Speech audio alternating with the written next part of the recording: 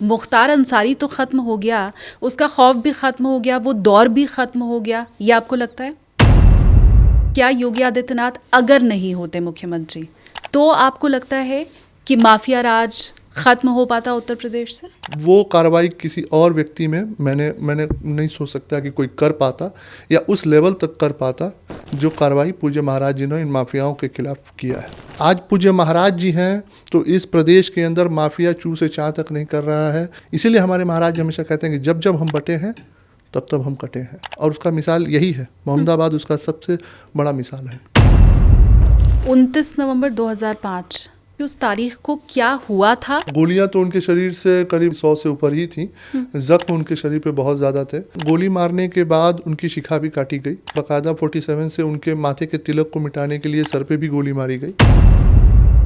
कृष्णानंद राय के यहाँ तिलक पर गोली मारना और उनकी शिखा काटना, तो ये क्या हिंदुत्व पर हमले के तौर पर देखना है? क्योंकि दूसरे साइड से जो हमला करने वाले हैं वो दूसरे धर्म के हैं। जिसकी शिखा काटी गई वो भू ब्राह्मण, जिसने मरवाया वो मुसलमान था। समाज में अपने आप को, अपने स्वार्थ को स्थापित करने के लिए एक धर्म जो मुस्लिम धर्म है वो अपने सामने हम हिंदुओं का इस्तेमाल करके अपनी इच्छाओं का और अपने स्वार्थ का कैसे पूर्ति करते हैं, उसका ये साफ उदाहरण है।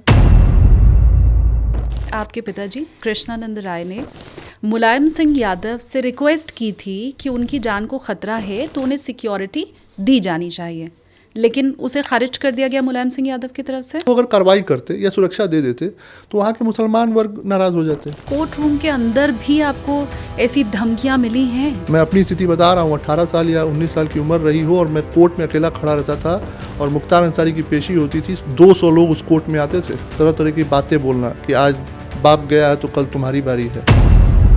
इसमें समझना ये भी चाहती हूँ, शिव प्रकाश शुक्ला का अगर मैं यहाँ पर जिक्र करूँ, माफिया वो भी कहते हैं कि उत्तर प्रदेश में उससे बड़ा तो कोई हुआ नहीं माफिया। शिव प्रकाश शुक्ला का अगर एनकाउंटर हो सकता है तो मुख्तार अंसारी का क्यों नहीं हो सकता? अतीक अहमद का क्यों नहीं हो सकता? मुख्तार के खिलाफ या उसके साम्राज्य के खिलाफ पूज्य महाराज जी के आने से पहले सरकारें नहीं जानती थी। मुख्तार अंसारी के खिलाफ सबसे पहले जो CBI जांच हुई 92-93 में कल्याण सिंह जी द्वारा ही हुई थी, जिसमें रंगूटा जी का उसने अपहरण किया। लेकिन वो छोटा सा गुंडा इतना बड़ा माफिया 2017 से पहले तक कैसे बना?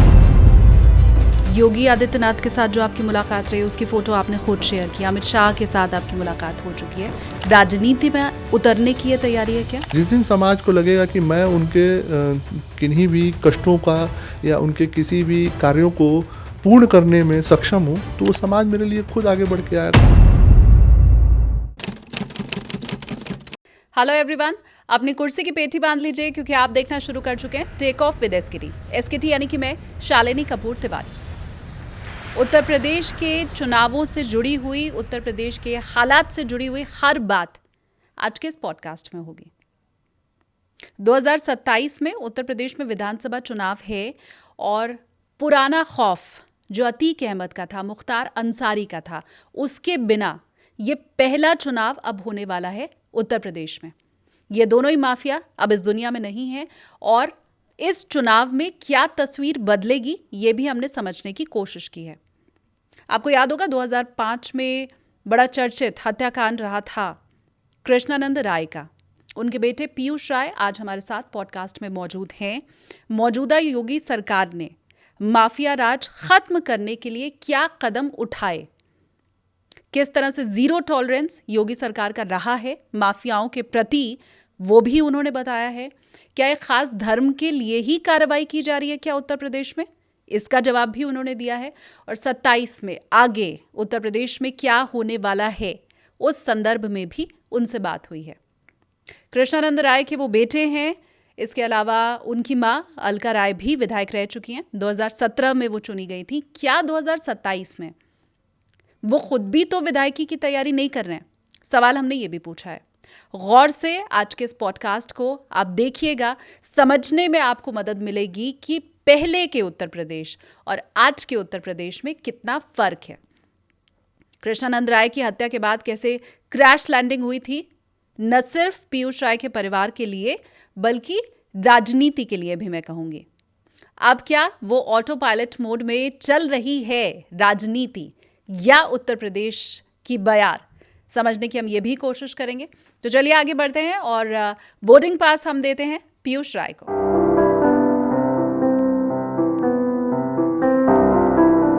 पीयूष जी, बहुत स्वागत है आपका।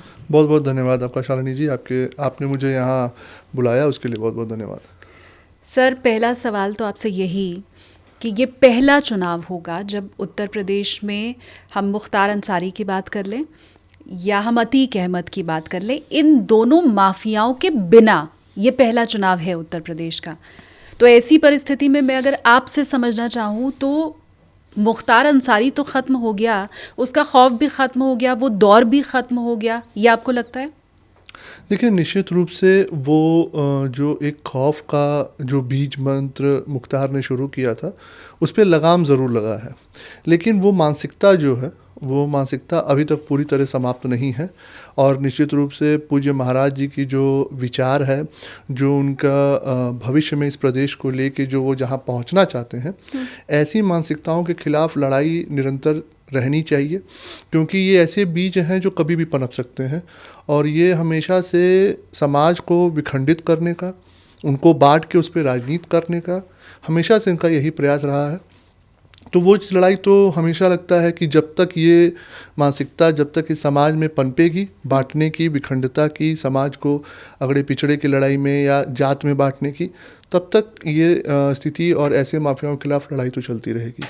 पूज्य महाराज जी आपने शब्द का इस्तेमाल किया, तो पहला तो मैं समझना चाहूँगी कि पूज्य आपने क्यों लगाया, और दूसरा ये कि क्या योगी आदित्यनाथ अगर नहीं होते मुख्यमंत्री तो आपको लगता है कि माफिया राज ख़त्म हो पाता उत्तर प्रदेश से?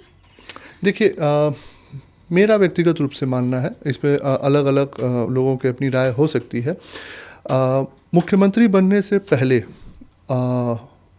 पूज्य महाराज योगी आदित्यनाथ जी का एक पीठाधीश्वर होने के नाते और व्यक्तिगत रूप से मेरा एक गुरु शिष्य का जो नाता है, वो संबंध होने के नाते हमारे लिए तो हमेशा से वो आदरणीय और पूज्य रहेंगे ही।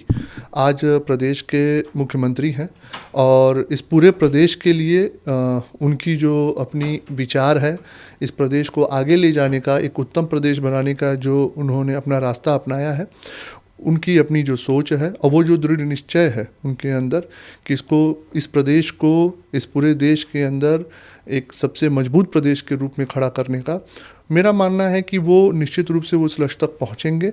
और जो जिन मानसिकताओं के खिलाफ उन्होंने अपना बिगुल 2017 में चलाया और उनके खिलाफ जो कार्रवाई की, निश्चित रूप से जो दृढ़ निश्चय उनके अंदर मैंने महसूस किया है, वो कार्रवाई किसी और व्यक्ति में मैंने नहीं सोच सकता कि कोई कर पाता या उस लेवल तक कर पाता जो कार्रवाई पूज्य महाराज जी ने इन माफियाओं के खिलाफ किया है। 29 नवंबर 2005 यही तारीख थी जी जब आपके पिताजी की हत्या हुई। वैसे ये बहुत दर्दनाक दिन मैं जानती हूँ ज़रूर आपके जीवन का है, और आप जितनी बार भी याद करते होंगे उतनी बार आपको कष्ट ज़रूर होता होगा। पर मैं एक और बार आपसे समझना चाहती हूँ कि उस तारीख को क्या हुआ था। ये इसलिए भी कि 2005 से 2026 आ गया है, लेकिन बहुत सी थियोरी इसमें है। कोई कहता है ज़रूर कोई मुखबिरी कर रहा होगा, कोई ये पूछता है कि क्या ज़रूरत थी बुलेट प्रूफ गाड़ी उस दिन नहीं ले जाने की। आपको क्या मालूम है और एग्जैक्टली उस दिन क्या हुआ?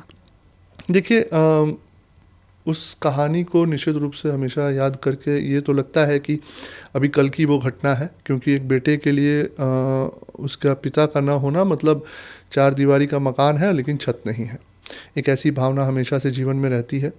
और 29 तारीख को जैसे वो अपने नित्य क्रिया में थे, क्योंकि 2026 में पंचायत का चुनाव होने वाला था और क्षेत्र में जब भी ये पंचायत स्तर के चुनाव आते हैं तो अपने कार्यकर्ताओं को सबल देने के लिए उनके किन किन क्षेत्रों से किन किन कार्यकर्ताओं को पार्टी के लिए लगाना है, लड़ाना है, इन सब की चर्चाएं होती रहती हैं। तो हमारे पिताजी का पूर्व से निर्धारित एक षड्यंत्र के मुताबिक सियाड़ी एक गांव है मेरे गांव के बगल में, गुड़ौर के बगल में, जहां पे एक क्रिकेट मैच का उद्घाटन के लिए उनको निमंत्रित किया गया था। उसके बाद सियाड़ी गांव से उनको कनवान के लिए जाना था, जहां हमारे श्यामा शंकर राय जी एक पूर्व ब्लॉक प्रमुख थे मोहम्मदाबाद के। उनको वहां के पंचायत चुनाव से संबंधित कुछ बातों को लेकर गांव वालों से एक मीटिंग करनी थी।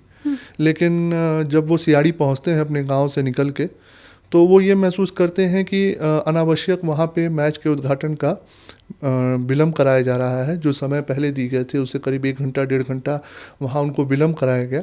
उसके बाद वहाँ से वो रुष्ट होके कि इस तरीके से नहीं मतलब होना चाहिए था। रुष्ट होके जब वो वहाँ से निकलते हैं कनवान के लिए, तो एक बसनिया चट्टी के आगे जिस स्थल पे ये घटना हुई, वहाँ पे 7 लोगों ने इनके पे हमला किया। और होता क्या था कि विधानसभा मोहम्मदाबाद का जो डेमोग्राफी है, उस जगहों पे केवल 1 ही 2 प्रमुख मार्ग थे जिन्हें जो पूरी तरीके से निर्माणाधीन थे। बाकी मार्गों को जगह जगह पे नुकसान करके आवागमन को बाधित किया गया था। उसमें से ये जो कोटवा नारायणपुर लट्ठूडी मार्ग था, ये एक सिंगल रोड थी। और जैसे कि सिंगल रोड एक गाँव के जब कोने में होती है तो वो बगल के घास फूस इतने जम जाते हैं, और वो रोड आवागमन के लिए बिल्कुल उचित नहीं था। इसलिए उन्होंने अपनी बुलेट प्रूफ गाड़ी इसलिए ना ले जाना सोचा क्योंकि भारी होने के नाते कभी कभार वो मतलब पंचर हो जाना या कहीं ब्रेकडाउन हो जाना, ये सब समस्या उसमें लगी रहती थी। तो उन्होंने सोचा कि मैं यहीं बगल के गांव में जाना है, 5 किलोमीटर की दूरी है, मैं तुरंत जाके और वापस लौटाऊंगा। लेकिन उनको ये इनपुट था कि खूंखार माफियाओं का मतलब मुख्तार अंसारी और अफजान अंसारी के घर में निवास है और वो कभी भी इनके पे हमला कर सकते हैं। 29 तारीख से पूर्व में 26-27, क्योंकि मेरे घर में शादी भी थी, मेरे गांव के एक बड़े भाई थे मनोज राय जी, उनकी शादी थी। तो शादी की जो खरीदारी होती है उसमें जब भी मेरे पिताजी की गाड़ी कहीं जाती थी, चाहे मोहम्मदाबाद, चाहे बनारस, चाहे गाज़ीपुर, तो 1-2 गाड़ियों का हमेशा पीछा करना लगा रहता था। तो उनको ये तो आभास हो चुका था कि कुछ बड़ा करने के लिए कुछ खूंखार अपराधी मोहम्मदाबाद में घूम रहे हैं। लेकिन अब एक होती है कुछ लापरवाही और कुछ उनका जिद था कि इस क्षेत्र में मेरे खिलाफ कोई कुछ कर ले, इतनी हिम्मत तो किसी में नहीं है। मन के बहुत प्रबल थे, मन से हमेशा अपने आप को समझते थे कि इस क्षेत्र में मेरे खिलाफ कोई कुछ नहीं कर पाएगा। हत्या तो बहुत दूर की बात है, लेकिन कहीं ना कहीं वो एक मैं मानता हूँ कि वो उनसे चूक हुई, जिसका परिणाम हम सब जानते हैं। बहुत जघन्य यह हत्याकांड था। वैसे जो पुराने लोग हैं, ख़ासकर पूर्वांचल के लोग हैं, वो ज़रूर जानते होंगे, उन्हें अभी तक याद होगा इस हत्याकांड के बारे में। लेकिन जो जेनजी हैं या जो फर्स्ट टाइम वोटर हैं, मुझे लगता है उन्हें ये याद दिलाने की हमें ज़रूरत है कि ये मात्र एक बीजेपी नेता की हत्या नहीं थी। 400-500 राउंड गोली चलना, मुझे लगता नहीं है दूसरा ऐसा कोई भी वाक़या देश में दोबारा हुआ होगा। और आपके पिताजी के शरीर से कितनी गोलियाँ निकली थी? करीब गोलियां तो उनके शरीर से करीब मुझे लगता है कि 100 से ऊपर ही थी। ज़ख्म उनके शरीर पे बहुत ज़्यादा थे। ज़ख्म इतने ज़्यादा थे कि मतलब एक होती है हत्या और एक होती है उस हत्या के पीछे अपना मकसद पूरा करने के लिए उस हत्या में निर्ममता। तो उसकी भी प्रकाष्ठा थी, निर्ममता की भी, क्योंकि मेरे पिताजी शिखा रखते थे और जैसे मेरे सर पे तिलक है वैसे वो भी तिलक लगाते थे। तो उनके गोली मारने के बाद उनकी शिखा भी काटी गई और शिखा काटने के बाद बाकायदा 47 से उनके माथे के तिलक को मिटाने के लिए सर पे भी गोली मारी गई। और जो मैंने उनको आखिरी वक्त में देखा था, उनका मतलब इतनी गोलियां लगी थी कि उनके जैसे हम लोगों के हाथ में 2 हड्डियां होती हैं, एक हड्डी उनकी बाहर निकल चुकी थी गोलियों के लगने से और वो अपने पूरे मांस से बाहर निकल के लटक रही थी। और वो गाड़ी में ही ऐसे बैठे बैठे ही मतलब वो सारी गोलियां मारी गई थी, तो गाड़ी में ही थे वो। तो ये भी नहीं था कि वो कहीं झुक गए हों या गिर गए हों। लेकिन जैसे क्योंकि गाड़ियों से ही वो आए, तो जब आए द्वार पे तो चलने की वजह से, रास्ते की खराबी की वजह से वो गाड़ी में ही गिरे हुए थे। कोई उनको छू नहीं रहा था क्योंकि एक होता है ना कि सामने मैं उस वक्त उस जगह पे तो नहीं मौजूद था, मेरी शिक्षा दीक्षा बाहर हुई थी तो मैं बाहर था। लेकिन कोई उनको इसलिए नहीं छू पा रहा था कि एक तो वो इतना आदर सम्मान था, लोगों को ये विश्वास ही नहीं हो रहा था कि कभी उनके पे भी गोली चल सकती है। जो आदमी मन का इतना प्रबल हो, जो इतना स्वाभिमानी हो, जिसका पुरुषार्थ ऐसा रहा कि पूर्वांचल के सबसे बड़े माफिया के खिलाफ एक पूरे इतिहास में जिसने प्रखर होकर और सामने से जिसने अपने युद्ध को छेड़ा हो, अपनी आवाज़ उसके खिलाफ बुलंद की हो, ऐसा कोई दूसरा नहीं हुआ। उस व्यक्ति के साथ ऐसा हो जाए और समाज में जो विखंडन के खिलाफ वो लड़ाई लड़ रहे थे, समाज ने कहीं उनके न रहने पे जरूर कुछ चेतना आई, लेकिन कहते हैं ना कि समय के साथ लोग कुछ भूल जाते हैं, कुछ रह जाती हैं यादें। तो उस स्तर से मुझे लगता है कि लोग, मैंने आज भी उनको वो संवेदना, वो आज भी लोगों के बीच में है, मोहम्मदाबाद के लोगों में और पूर्वांचल के लोगों में। आपने कहा उनके तिलक के ऊपर गोली चलाई गई, शिखा काटने वाला, तो मुझे याद है कि वो ऑडियो भी बड़ा वायरल था। हालांकि जब भी मैं कहीं भी सुनती हूँ तो उसके साथ ये डिस्क्लेमर भी रहता है कि हम इस ऑडियो की पुष्टि नहीं करते। अब आप मुझे ये बताएं, आप कह रहे हैं कि कृष्णानंद राय के यहाँ तिलक पर गोली मारना और उनकी शिखा काटना, तो ये क्या हिंदुत्व पर हमले के तौर पर देखना है, ब्राह्मणवाद पर हमले के तौर पर देखना है, या ये हिंदू और मुस्लिम के बीच की लड़ाई देखना है? क्योंकि दूसरे साइड से जो हमला करने वाले हैं वो दूसरे धर्म के हैं, इसको किस एंगल से देखना है? देखिए, मैं इसको किसी जाति या धर्म से जोड़ने से पहले, जिसकी शिखा काटी गई वो भू ब्राह्मण, ठीक है, शिखा कोई कैंची लगा के नहीं काटी गई, शिखा भी सर पे गोली मार के काटी गई। जो शिखा काटी गई वो पीछे 47 की गोली मार के काटी गई। सामने जो तिलक मिटाया गया वो हाथ से नहीं मिटाया गया, वो 47 की गोली मार के मिटाया गया।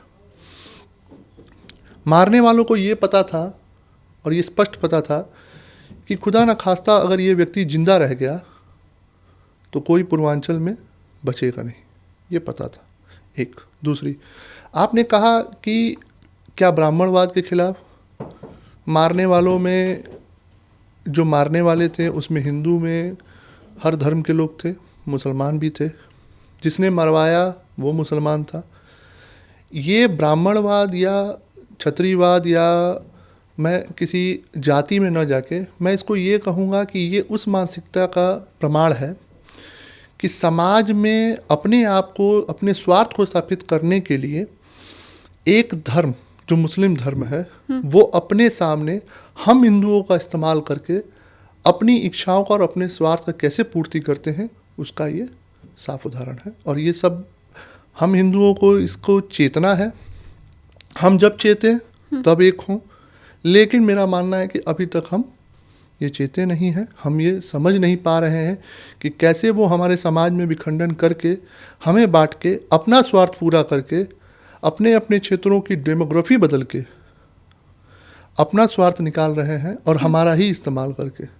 इसको हमें समझना होगा, क्योंकि इसको समझने के लिए कोई दूत नहीं आएगा, क्योंकि ये चेतना स्वयं अपने अंदर से आनी चाहिए। मुझे लगता है कि लोग समझेंगे। उस मशाल को लेके जो मेरे पिताजी ने ये लड़ाई शुरू की थी, आज उसको लेके मैं निकला हूँ। कोशिश ये रहती है कि मैं ये चेतना लोगों में भर सकूँ कि हम एक हों, हम ऐसी ताकतों के खिलाफ एक होकर लड़ाई लड़ें। वरना कल कृष्णानंद की जो कहानी है वो आने वाले भविष्य में किसी की भी कहानी हो सकती है और कभी भी हो सकती है। आपकी हो सकती है, आपको ऐसा लगता है? देखिए, मेरा मानना है कि मैं, मतलब बहुत छोटा सा एक कविता का है जो मेरे पिताजी हमेशा कहते थे।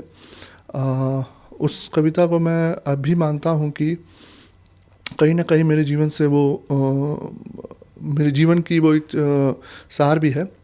वो कविता अर्जुन सिसोदिया जी ने लिखी थी और वो कविता की सार ये है कि युद्ध नहीं जिनके जीवन में, वो भी कितने अभागे होंगे, या तो प्रण को तोड़ा होगा या तो रण से मुख मोड़ा होगा। तो युद्ध तो है मेरे जीवन में, खासकर उनके न रहने के बाद से ये युद्ध काफ़ी बड़े पैमाने का है। और मेरी हत्या होगी या नहीं होगी, पर जिस दिन हो उस दिन मैं अपने पिता के नाम को कहीं से शर्मसार ना करूं, उनके सिखाए संस्कार को कभी शर्मसार ना करूं, इस उद्देश्य के साथ मैं चल रहा हूं। हत्या हो चाहे ना हो, वो एक भविष्य की बात है। होगी कि नहीं होगी ये भी मैं नहीं जानता। जब मैं आपसे ये पूछती हूँ कि ये आपके पिता की हत्या, कृष्णानंद राय की हत्या, क्या मैं हिंदू और मुसलमान की लड़ाई के तौर पर देखूँ, तो आप उस जवाब से बचते हैं। फिर आप ये खुद ही कह रहे हैं कि एक ख़ास वर्ग है, धर्म के लोग हैं, जो हम अपना फ़ायदा उठा रहे हैं, हमें बांटने की कोशिश कर रहे हैं। तो ये जब आप कहते हैं, आप जहाँ हिंदू और मुसलमान की बात खुद अपने मुंह से कहते हैं, तो फिर आप भी तो वही राजनीति कर रहे हैं। नहीं नहीं, मैं हिंदू और मुस्लिम पे इसलिए मुंह मोड़ता हूँ क्योंकि इसी मुसलमान में एपीजे अब्दुल कलाम भी हैं, वीर अब्दुल शहीद भी हैं हमारे यहाँ, हमीद भी जी हैं। तो एक मुसलमान मुख्तार भी हो सकता है और एक मुसलमान एपीजे अब्दुल कलाम भी हो सकता है। पर एक मानसिकता जो मुख्तार की है वो कभी एपीजे अब्दुल कलाम की मानसिकता से जुड़ी नहीं हो सकती। यहाँ व्यक्ति नहीं, वो मानसिकता बहुत ख़राब है जो इस देश से को भी बंटवारा जाता है। इस देश के अंदर जो हिंदुओं की आबादी है उससे अपना निहित स्वार्थ पूरा करने में उनको बांट के अपना निहित स्वार्थ पूरा कर रहा है, उस मानसिकता के खिलाफ ये लड़ाई है। वो मुस्लिम भी हो सकता है, वो हिंदू भी हो सकता है, लेकिन हाँ, मैं ज़्यादातर जो मानता हूँ कि इस देश के मुसलमान अभी भी इस देश को स्वीकार नहीं रहे हैं। अभी भी इस देश के अंदर आज मैं जानता हूँ अपने ही क्षेत्र में जिन इलाकों में मुसलमानों की आबादी है वहाँ जो ओबीसी फैक्टर है, जो भी ओबीसी के लोग हैं, चाहे वो राजभर हो, कुशवाहा हो, यादव हो, उनकी बहू बेटियों के साथ वहाँ जलालत झेलनी पड़ती है। और एक पीडीए के जो आज भाषण देते हैं अखिलेश यादव या अन्य जो दल के उनके लोग हैं, एक तक लोग वहाँ पुछार करने नहीं जाते हैं कि मुसलमान का वोट दिक्कत हो जाएगी। वो लोग जो पीड़ित हैं मुसलमानों से, वो केवल इस आश्रय में रहते हैं कि ठीक है, मेरे क्षेत्र में मुझसे अपेक्षा करते हैं कि मैं आके उनको न्याय दिलाने की कोशिश करूं। हाल ही में मेरे यहाँ एक पखनपुरा गांव है और वहाँ राजभर की बेटी के साथ अभद्रता होती है। वहाँ के पूरे मुसलमान निकल के रोड पे आते हैं। एक छोटी सी आबादी है राजभरों की, वो राजभर के जो माता पिता थे, जो बच्ची के थे, उसकी बहन मुझे फ़ोन करके सूचना देती है, उसके माता पिता तक सूचना नहीं दे पाते हैं कि कहीं मुसलमान उसको मतलब वो ना कर दें। उसकी बहन, छोटी बहन रहती है, वो मुझे सूचना देती है कि भैया ऐसी ऐसी घटना मेरी दीदी के साथ हुआ है। मैं जाता हूँ तो कोई मुसलमान वहाँ रोड पे नहीं दिखता है। मुकदमा लिखाता है, गिरफ्तारियाँ होती हैं। और ये भी देखिए, हमारे ही दल से कुछ लोग उस मुसलमान को बचाने का भी प्रयास करते हैं। मुसलमान आपस में भी उस राजभर को बचाने का प्रयास करते हैं। जो गांव के अंदर होता है कि बैठ के बातचीत कर लिया जाए, मसला हल कर लिया जाए। कहीं ना कहीं ये समाज की और हमारे अपने हिंदू भाइयों बहनों की विखंडता ही है, या ये एक अलगाव ही है जो हम एकजुट नहीं हो पा रहे एक दूसरे के लिए। आज मैं हूँ, मैं उस बच्ची के लिए चला गया, कल मैं नहीं रहूँगा तो कौन जाएगा? क्या ये समाज हमेशा किसी के चलाने पे ही चलेगा आगे? आज पूज्य महाराज जी हैं तो इस प्रदेश के अंदर माफिया चू से चाँ तक नहीं कर रहा है। चाहे वो बच्चियां हों, चाहे वो बिजनेसमैन हो, वो अपने बच्चियां रात में भी निकलना हो कोई दिक्कत नहीं, बिजनेसमैन को बिजनेस करना हो कोई रंगदारी नहीं। अच्छे अच्छे जो माफिया आज बाहर निकल के घूम रहे हैं वो अपने काम से काम मतलब रख रहे हैं, अपने केस मुकदमा देख रहे हैं। क्या महाराज जी का होना ही मात्र ये तय करेगा, या हम समाज भी एकजुट होकर कभी ये तय करें कि नहीं हमें एकजुट होना है? इसीलिए हमारे महाराज हमेशा कहते हैं कि जब जब हम बटे हैं तब तब हम कटे हैं। और उसका मिसाल यही है, मोहम्मदाबाद उसका सबसे बड़ा मिसाल है। मुझे ये भी बताइए, क्योंकि ये ऐसी खबरें थीं कि आपके पिताजी कृष्णानंद राय ने मुलायम सिंह यादव से रिक्वेस्ट की थी कि उनकी जान को ख़तरा है तो उन्हें सिक्योरिटी दी जानी चाहिए, लेकिन उसे खारिज कर दिया गया मुलायम सिंह यादव की तरफ से। बिल्कुल, देखिए मैंने कहा ना कि हर दल को एक मुसलमान वर्ग के वोट के लिए अपनी राजनीति करनी है। इस देश में इससे मतलब ही नहीं है कि मूलभूत सुविधाएं गरीब को मिले। इस देश में जो अन्य दल हैं उनका बस एक ही लक्ष्य है कि मुसलमान को उसका हक मिले। नहीं, पर आपके पिताजी को सिक्योरिटी मिल जाती तो उसमें मुसलमान कहाँ आता?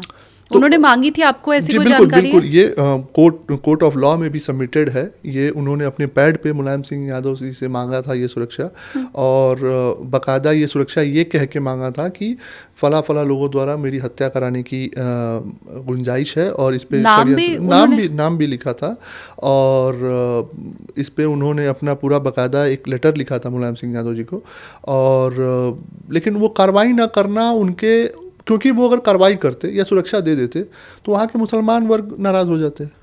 वहाँ के मुख्तार अंसारी, अफजाल अंसारी जो उनके नुमाइंदे थे वहाँ के, वो नाराज़ हो जाते। तो कैसे नाराज़ कर सकते हैं? मैंने कहा ना कि हर अन्य दल मुसलमान के ज़रूरतों को पूरा करने में लगा है, वो गरीब की सुरक्षा या उसकी ज़रूरतें पूरा करने में नहीं लगा है। ये 2017 में बदलाव आया जब पूज्य महाराज जी जब मुख्यमंत्री बनते हैं, तो उन्होंने ये कहा कि गरीब चाहे किसी भी धर्म का हो, मजहब का हो, किसी भी कास्ट का हो, उसको उसकी मूलभूत सुविधाओं को वंचित नहीं रखा जाएगा। उसकी हर मूलभूत सुविधा पहुंचाना इस सरकार का लक्ष्य है। आज आप जाएंगे तो जो भी सरकारी आवास है, जो भी सरकारी स्वास्थ्य सुविधाएं हैं, जो भी खाद्यान्न की व्यवस्था है, उसमें किसी से जात और वो नहीं पूछी जाती है। आज युवाओं को रोजगार की बात होती है तो किसी से ये नहीं पूछा जाता कि आप यादव हैं कि भूमिहार हैं कि क्षत्रिय हैं कि ठाकुर हैं। बुलडोजर तो लेकिन धर्म देख के चलाया जा रहा है। नहीं, बुलडोजर अगर देखिए, यही बात समझने की ज़रूरत है कि एक विशेष धर्म पे ही क्यों बुलडोजर चल रहे हैं। मतलब चल रहा है, आप मान रहे हैं? नहीं, बुलडोजर तो वहाँ भी चला है, क्यों क्या कार्रवाई मुन्ना बजरंगी के खिलाफ नहीं हुई है? क्या राकेश पांडे के खिलाफ कार्रवाई नहीं हुई है? ये माफिया नहीं थे? आज कहाँ है? मुख्तार अंसारी के खिलाफ कार्रवाई हुई है, अतीक के खिलाफ कार्रवाई हुई है, तो राकेश पांडे के भी खिलाफ कार्रवाई हुई है, मुन्ना बजरंगी के खिलाफ कार्रवाई हुई है। एक ब्राह्मण है, एक क्षत्रिय है। देखिए, इनका कोई धर्म नहीं है। अगर हम इनमें धर्म ढूंढने चलेंगे तो हम फंसेंगे। हम इस देश को जब आगे बढ़ाना है तो हमें धर्म से निहित, धर्म से ऊपर उठ के काम करना होगा, इस देश के लिए काम करना होगा। और बुलडोज़र उन्हीं पे चला है, हमेशा से उन्हीं पे चला है जिन्होंने इस समाज का लूट के अपना घर बनाया है। और महाराज जी ने वही किया है कि बुलडोज़र तोड़ के उसको समाज को वापस कर दिया है। आप देखिए, लखनऊ में मुख्तार अंसारी ने जिस ज़मीन का कब्जा किया था उसको तोड़ के वहाँ पे गरीबों के लिए फ्लैट्स बनाए गए, वो गरीबों में आवंटित भी हो गए। क्या वो गरीब नहीं है? क्या इनके जो मनगढ़ंत गरीब हैं, जो इनके लिए रोज़ इनके द्वार पे आए, वही गरीब हैं? गरीब तो गरीब होता है, वो चाहे समाज के किसी भी कोने में हो और समाज के किसी भी धर्म से हो। तो वो व्यवस्था सबके लिए लागू होनी चाहिए। निहित अपने स्वार्थ के लिए और अपने पद पे पहुंचने के लिए को सुगम बनाने के लिए निहित 2-4 लोगों को लाभ पहुंचाना, ये गरीबी उन्मूलन नहीं हुआ। गरीबी उन्मूलन एक समाज में चाहे किसी धर्म का हो, उसको उसके गरीबी से निकाल के उसको सक्षम बनाने का है। मुझे एक सवाल का आप और जवाब दें, क्योंकि बहुत से लोग ये भी कहते हैं कि आपके पिताजी की हत्या मात्र इसलिए नहीं थी कि उन्होंने अंसारी परिवार का दबदबा ख़त्म किया या उनकी कुर्सी छीन ली, मात्र इतना नहीं था। रंजिश अंसारी परिवार और आपके परिवार के बीच में बड़ी पुरानी थी और ये भी एक वजह थी हत्या की। ऐसा भी कुछ है? जैसे मैं मानता हूं कि आप इस पत्रकारिता जगह में आप बहुत पुरानी पत्रकार हैं और निश्चित रूप से हम लोगों का जो अंसारी परिवार या हमारा निवास है एक ही तहसील में पड़ता है।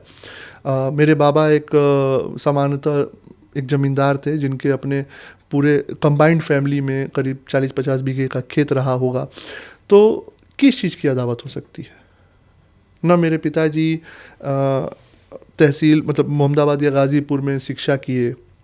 शुरुआती शिक्षाओं का मैं बात नहीं करूँगा, प्राइमरी स्कूल में सभी पढ़ते हैं जो उस युग में रहे होंगे। प्राइमरी शिक्षा दीक्षा वहाँ लिए, फिर अपने CHS में पढ़ना, CHS सेंट्रल हिंदू स्कूल जो बनारस में है, वहाँ पढ़ाई लिखाई अपनी पूरी की। फिर वहाँ से BHU में पढ़ाई लिखाई। किस चीज़ की अदावत हो सकती है? मेरे बाबा न एक निहायत शरीफ आदमी जो अपनी खेत से लेके घर, घर से लेके खेत, इतने तक की दूरी थी। और जबकि इनका जो साम्राज्य था वो 1984 से चला आ रहा था। साइकिल स्टैंड, टिकट ब्लैक करना और उसी चीज़ों का वर्चस्व को बढ़ाने में इन लोगों ने क्षेत्र में हत्याएं शुरू की, जिसमें सबसे पहले सच्चिदानंद राय जी की हत्या होती है। फिर उसी तरीके से ये हत्याओं का दौर ऐसा शुरू हुआ कि इनके जो अपने साम्राज्य को बढ़ाने के लिए या अपने वर्चस्व को बढ़ाने के लिए इन्होंने 92-93 में रुंगटा जी का अपहरण करके उनकी हत्या कर दी, जिस पे CBI का भी केस चला। तो इन सब चीज़ें एक ऐसी कहीं ना कहीं ऐसी घटनाएं थी जो लोगों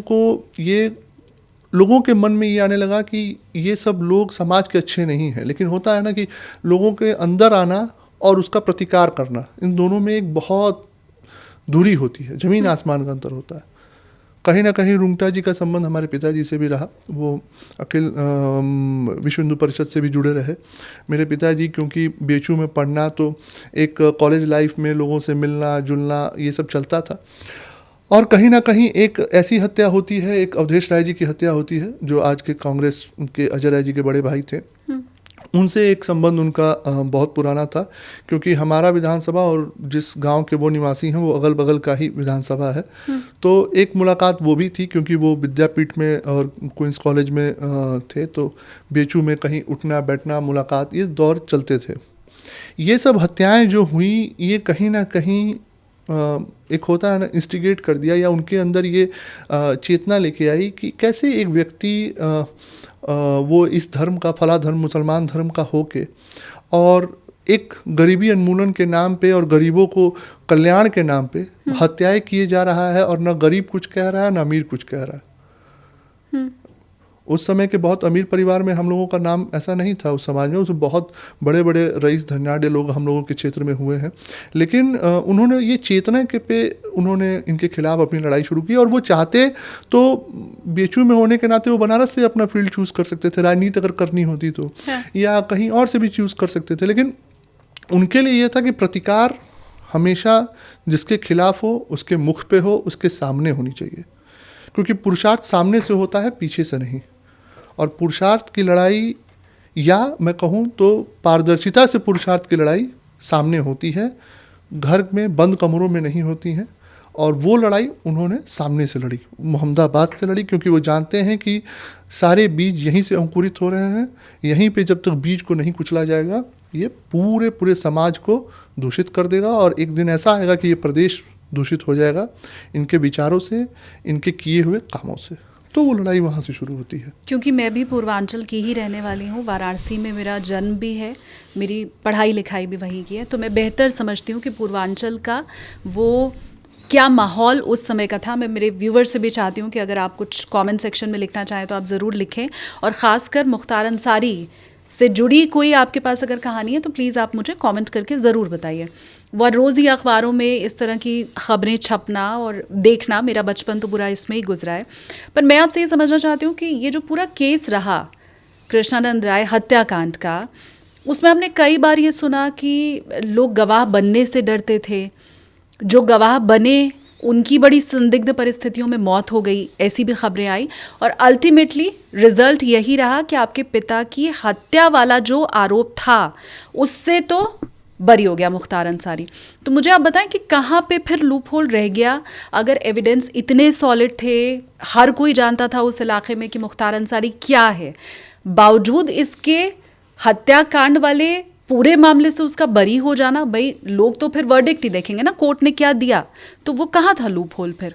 देखिए, होता क्या है ना कि जब एक व्यक्ति का के खिलाफ कानूनी कार्रवाई हो तो वो कानूनी कार्रवाई निष्पक्ष हो सकती है, लेकिन जब शासन और प्रशासन के खिलाफ कानूनी कार्रवाई हो तो उसमें वो व्यक्ति के साथ वो शासन और प्रशासन मिल के उस कार्रवाई को बाधित करने का प्रयास करता है। जब घटना 2005 में हुई तो उस समय प्रदेश में समाजवादी पार्टी की सरकार थी, और उस समय अफजाल अंसारी सांसद थे गाजीपुर से ही। सबसे बड़ी चुनौती जो हम लोगों के सामने आई कि निष्पक्ष से जांच कैसे होगी।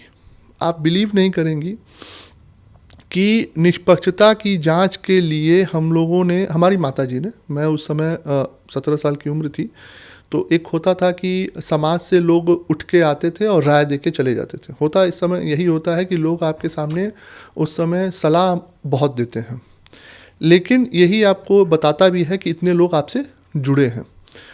तो लोगों ने सलाह देना बहुत शुरू किया, लेकिन मैं व्यक्तिगत रूप से मानूं कि जो व्यक्ति जो मेरे साथ उस समय से लेके इस समय तक एक पिता की तरह हमेशा एक सहयोग में खड़े रहे, तो ऐसे में मैं राजनाथ जी को मानता हूँ कि उन्होंने उस समय, आप वहाँ बता रही थी कि आप वहाँ रही हैं, तो उन्होंने धरना भी दिया और इसके खिलाफ निष्पक्ष जांच की भी बात की।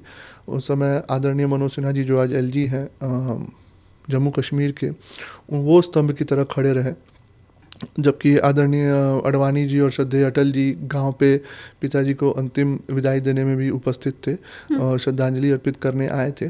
तो पार्टी संगठन ने ये ठान रखा था कि हमें इसमें न्याय चाहिए, और उस न्याय की प्रक्रिया में जो एक रास्ता दिखाने का काम होता है अभिभावक के रूप में, चाहे राजनाथ जी का हो, चाहे आदरणीय मनोज जी का हो, इन लोगों ने रास्ता दिखाना शुरू किया।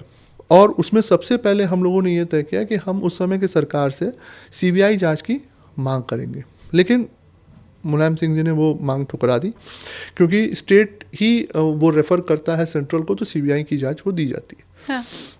क्यों ठुकरा दिया? कुछ कारण दिया जाता है क्या? मैंने बताया ना कि समाजवादी हो, बसपा हो, इनको मुसलमान की राजनीति करनी है तो वो मुसलमान को नाराज नहीं करने जाएंगे। मतलब वो हत्याकांड जिससे पूरा देश सन्न रह गया, उसमें भी आप कह रहे हैं कि सीबीआई जांच के आदेश को मना कर दिया गया? मना कर दिया गया, ये प्रमाण है। फिर हमें उसके लिए हमने, अब आप उसको समझिए कि अभी सीबीआई जांच की प्रक्रिया चल रही है, तब तक इन लोगों ने वहाँ के सेशन कोर्ट से अपनी जमानत के लिए अप्लाई कर दिया और इनको जमानत भी दे दी जाती है। उसके बाद वहाँ से हम लोग सेशन कोर्ट से हाई कोर्ट, सुप्रीम कोर्ट, हमें न्यायालय से जाके सीबीआई जांच की आदेश जब प्राप्त हुआ तब जाके सरकार ने माना। उस समय सेंट्रल में कांग्रेस की सरकार थी और प्रदेश में समाजवादी पार्टी की सरकार थी। और इसमें कितना समय लगा? इसमें आप मान के चलिए कि 2005 की ये घटना थी, करीब 2007 या 2008 में ये सीबीआई का फैसला आया 2007 में कि हमें सीबीआई का फैसला मिल चुका है। मतलब कृष्णानंद हत्या, उनकी हत्या के बाद आपको न्याय मिल सके, कम से कम जांच सही हो सके, हाँ, उसमें 3 साल का अंतर आ गया। 2 साल का अंतर आ गया। और वही नहीं, उसके बाद हमने ये चाहा कि क्योंकि मुख्तार या अफजाल जिस धर्म, मुसलमान धर्म से थे, उनके खिलाफ कार्रवाई करने में, उनके खिलाफ जांच करने में यहाँ की सरकार कहीं ना कहीं संलिप्त हो सकती है, जांच पे प्रभाव दिया जा सकता है। तो ये जांच किसी अन्य स्टेट में कराई जाए, या इसका फैसला या इसका ट्रायल अन्य कोर्ट में चले इस प्रदेश के बाहर, उसके लिए भी हमें सुप्रीम कोर्ट तक जाना पड़ा। My God. तो ये लड़ाई इतने तक ही नहीं सीमित थी। मैं 1 मिनट आपको रोक रही हूँ यहाँ पे। आपने कहा कि 2007 में सीबीआई जांच के फिर आदेश दिए गए कोर्ट द्वारा। 2007 में फिर मायावती की सरकार आ गई उत्तर प्रदेश में। तो जब सरकार बदली, उसके बाद तो ये महसूस हुआ होगा कि अब कम से कम न्याय मिलेगा। ये इसलिए भी क्योंकि मैं हमेशा से ये सुनती आई थी कि मायावती के शासन काल में बड़ा बढ़िया लॉ एंड ऑर्डर हो जाता है। वो 5-5 साल जो सरकार बदलती थी, तो यही हमेशा सुनाई देता था कि मुलायम सिंह के समय में लॉ एंड ऑर्डर खराब, जैसे ही मायावती आई लॉ एंड ऑर्डर अच्छा हो गया। तो फिर कुछ उम्मीद जगी? नहीं, आप समझिए ना, लॉ एंड ऑर्डर ये हमेशा से धर्म की राजनीति के बाद है। जिन दलों को मुसलमान के वोट बैंक की राजनीति करनी है, उनके लिए लॉ एंड ऑर्डर की डेफिनेशन, उसकी विशेषता उनके आगे दूसरी हो जाती है, चाहे वो समाजवादी पार्टी हो, चाहे वो बसपा हो। ये मेरा मानना है। क्योंकि लॉ एंड ऑर्डर पे जब भी आप बात करेंगी, एक मुसलमान के खिलाफ जब भी कोई कार्रवाई करने पुलिस जाती है, तो वो सैकड़ों की संख्या में एक साथ इकट्ठे हो जाएंगे, चाहे वो गलत हो चाहे वो सही हो। लेकिन केवल ये योगी जी के राज में दिखा कि जो गलत है वो गलत है, उसको सामने से उसका दंड मिलेगा, और जो सही है उसको तत्काल सही बताया जाएगा और उसको कोई भी तरीके की प्रताड़ना नहीं मिलेगी। क्योंकि धर्म की राजनीति हमेशा से पूर्वांचल का केंद्र बिंदु रहा है, और उस केंद्र बिंदु में अफजाल, मुख्तार, चाहे अतीक ले लीजिए, ये लोग हमेशा से अपने अनुसार शासन और प्रशासन को चलाते रहे। उस समय सोचिए, मेरे पिताजी को मारने के लिए, मरने से पहले एक बनारस में घटना हुई, क्योंकि आप बनारस से हैं तो इस कहानी को आप अपने आप से जोड़ सकती हैं। शैलेंद्र सिंह एक डिप्टी एसपी हुआ करते थे, जिन्होंने एलएमजी रिकवर की थी मुख्तार अंसारी के बकायदा वॉइस रिकॉर्ड से, और जिस भगोड़े से, सेना के भगोड़े से उन्होंने रिकवर की, उन्होंने बकायदा मुख्तार अंसारी का नाम लिया। टाडा में बुक किए गए मुख्तार का 1 दिन के बाद इनको निलंबित किया जाता है, और अगले ही दिन वो टाडा हटा दिया जाता है। और ऐसे व्यक्ति के खिलाफ आज हम लोग के समाज में बाहुबली का एक शब्द प्रचलन में आ गया है, और ये प्रचलन मैं देखता हूँ कि हमेशा उन लोगों को प्रति लिया जाता है जो समाज में हमेशा शोषित वंचितों को दबा के आगे बढ़ते हैं। लेकिन समाज का असली बाहुबली वही है जो समाज के में विकृति पैदा करने वाले ऐसे गुंडों, बदमाशों के खिलाफ जो आवाज़ बुलंद कर सके और उनके खिलाफ सामने से लड़ाई लड़ सके, वही समाज का असली बाहुबली है।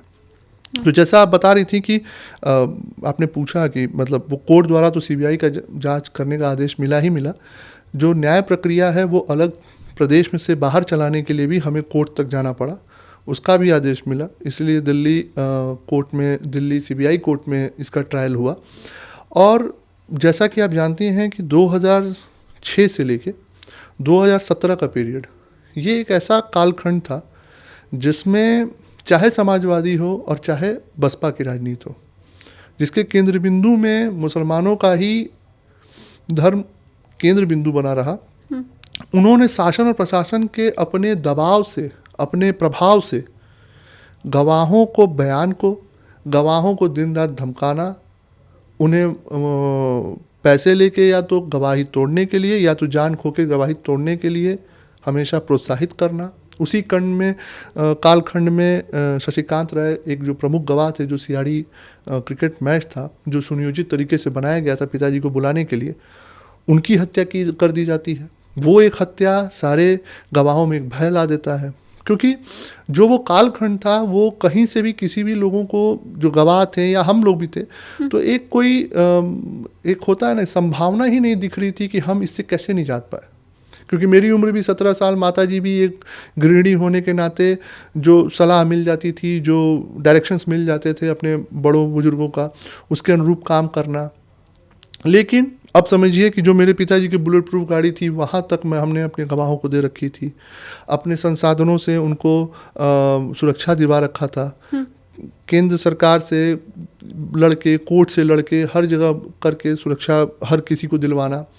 लेकिन समस्या क्या है ना कि जब शासन और प्रशासन ही आपके खिलाफ हो जाएगा, जैसे मैं मानता हूं कि अगर केवल मुख्तार होते तो ना उनकी हिम्मत होती मेरे पिताजी की हत्या करने में, और ना उनकी हिम्मत होती केस मुकदमा इस तरीके से गवाहों को प्रताड़ित करने की। लेकिन जब शासन प्रशासन, एक एक ब्यूरोक्रेट, एक एक ऑफिशियल जब लग जाएगा कि नहीं, इस पूरे राजनीति का केंद्र बिंदु है, उसको मुझे आगे निकालना है, तो तब आपकी लड़ाई बहुत टफ हो जाती है। क्योंकि आप जहाँ जाएंगे, आप किसी ऑफिशियल के पास जाएंगे कि नहीं मुझे सुरक्षा चाहिए, तो वो क्यों करेगा आपका काम? किसी आप मंत्री के पास जाएंगे कि ये सुरक्षा है, मेरी लड़ाई मुख्तार से है, अरे नहीं भाई साहब रहने दीजिए। ऐसे मैंने कई लोगों का सुना है, बसपा में सुना है, सपा में सुना है, जिन्होंने जो आज कई लोग सपा का दामन छोड़ के भाजपा में अपने आप को बताते हैं कि हम लोग उस मानसिकता से या उनसे संबंध नहीं, उन लोगों को मैंने 2004 के लोकसभा चुनाव में हत्या करते हुए देखा है। आज वो ठीक है, आशासन सत्ता है तो सब लोग सपा छोड़ के भाजपा में है, या आने वाले भविष्य में क्या होगा, ये ऊपर की राजनीति है। लेकिन मैंने उन लोगों को रंग बदलते हुए देखा है, और उन लोगों का मैंने वो भी दौर देखा है कि जब वो मुख्तार अंसारी और अफजार अंसारी का पैर छू के उसी में बैठते थे, वो सोफा पे बैठे, वो ज़मीन पे बैठे। तो ये स्थितियाँ, अच्छा, इन सब स्थितियों से हमारे पूज्य महाराज आदरणीय मुख्यमंत्री जी सब अवगत थे, क्योंकि खुद पूर्वांचल से बिलोंग करते हैं, गोरखपुर की राजनीति से, गाजीपुर के हर इतिहास से वो जुड़े हुए थे, उनको पता है कि कौन किस रंग का है। कुछ एक आध लोगों का आप क्या नाम लेके मुझे बता पाएंगे कि आपके परिवार में कोई ऐसा था जिसे कभी धमकी भरा फ़ोन आया?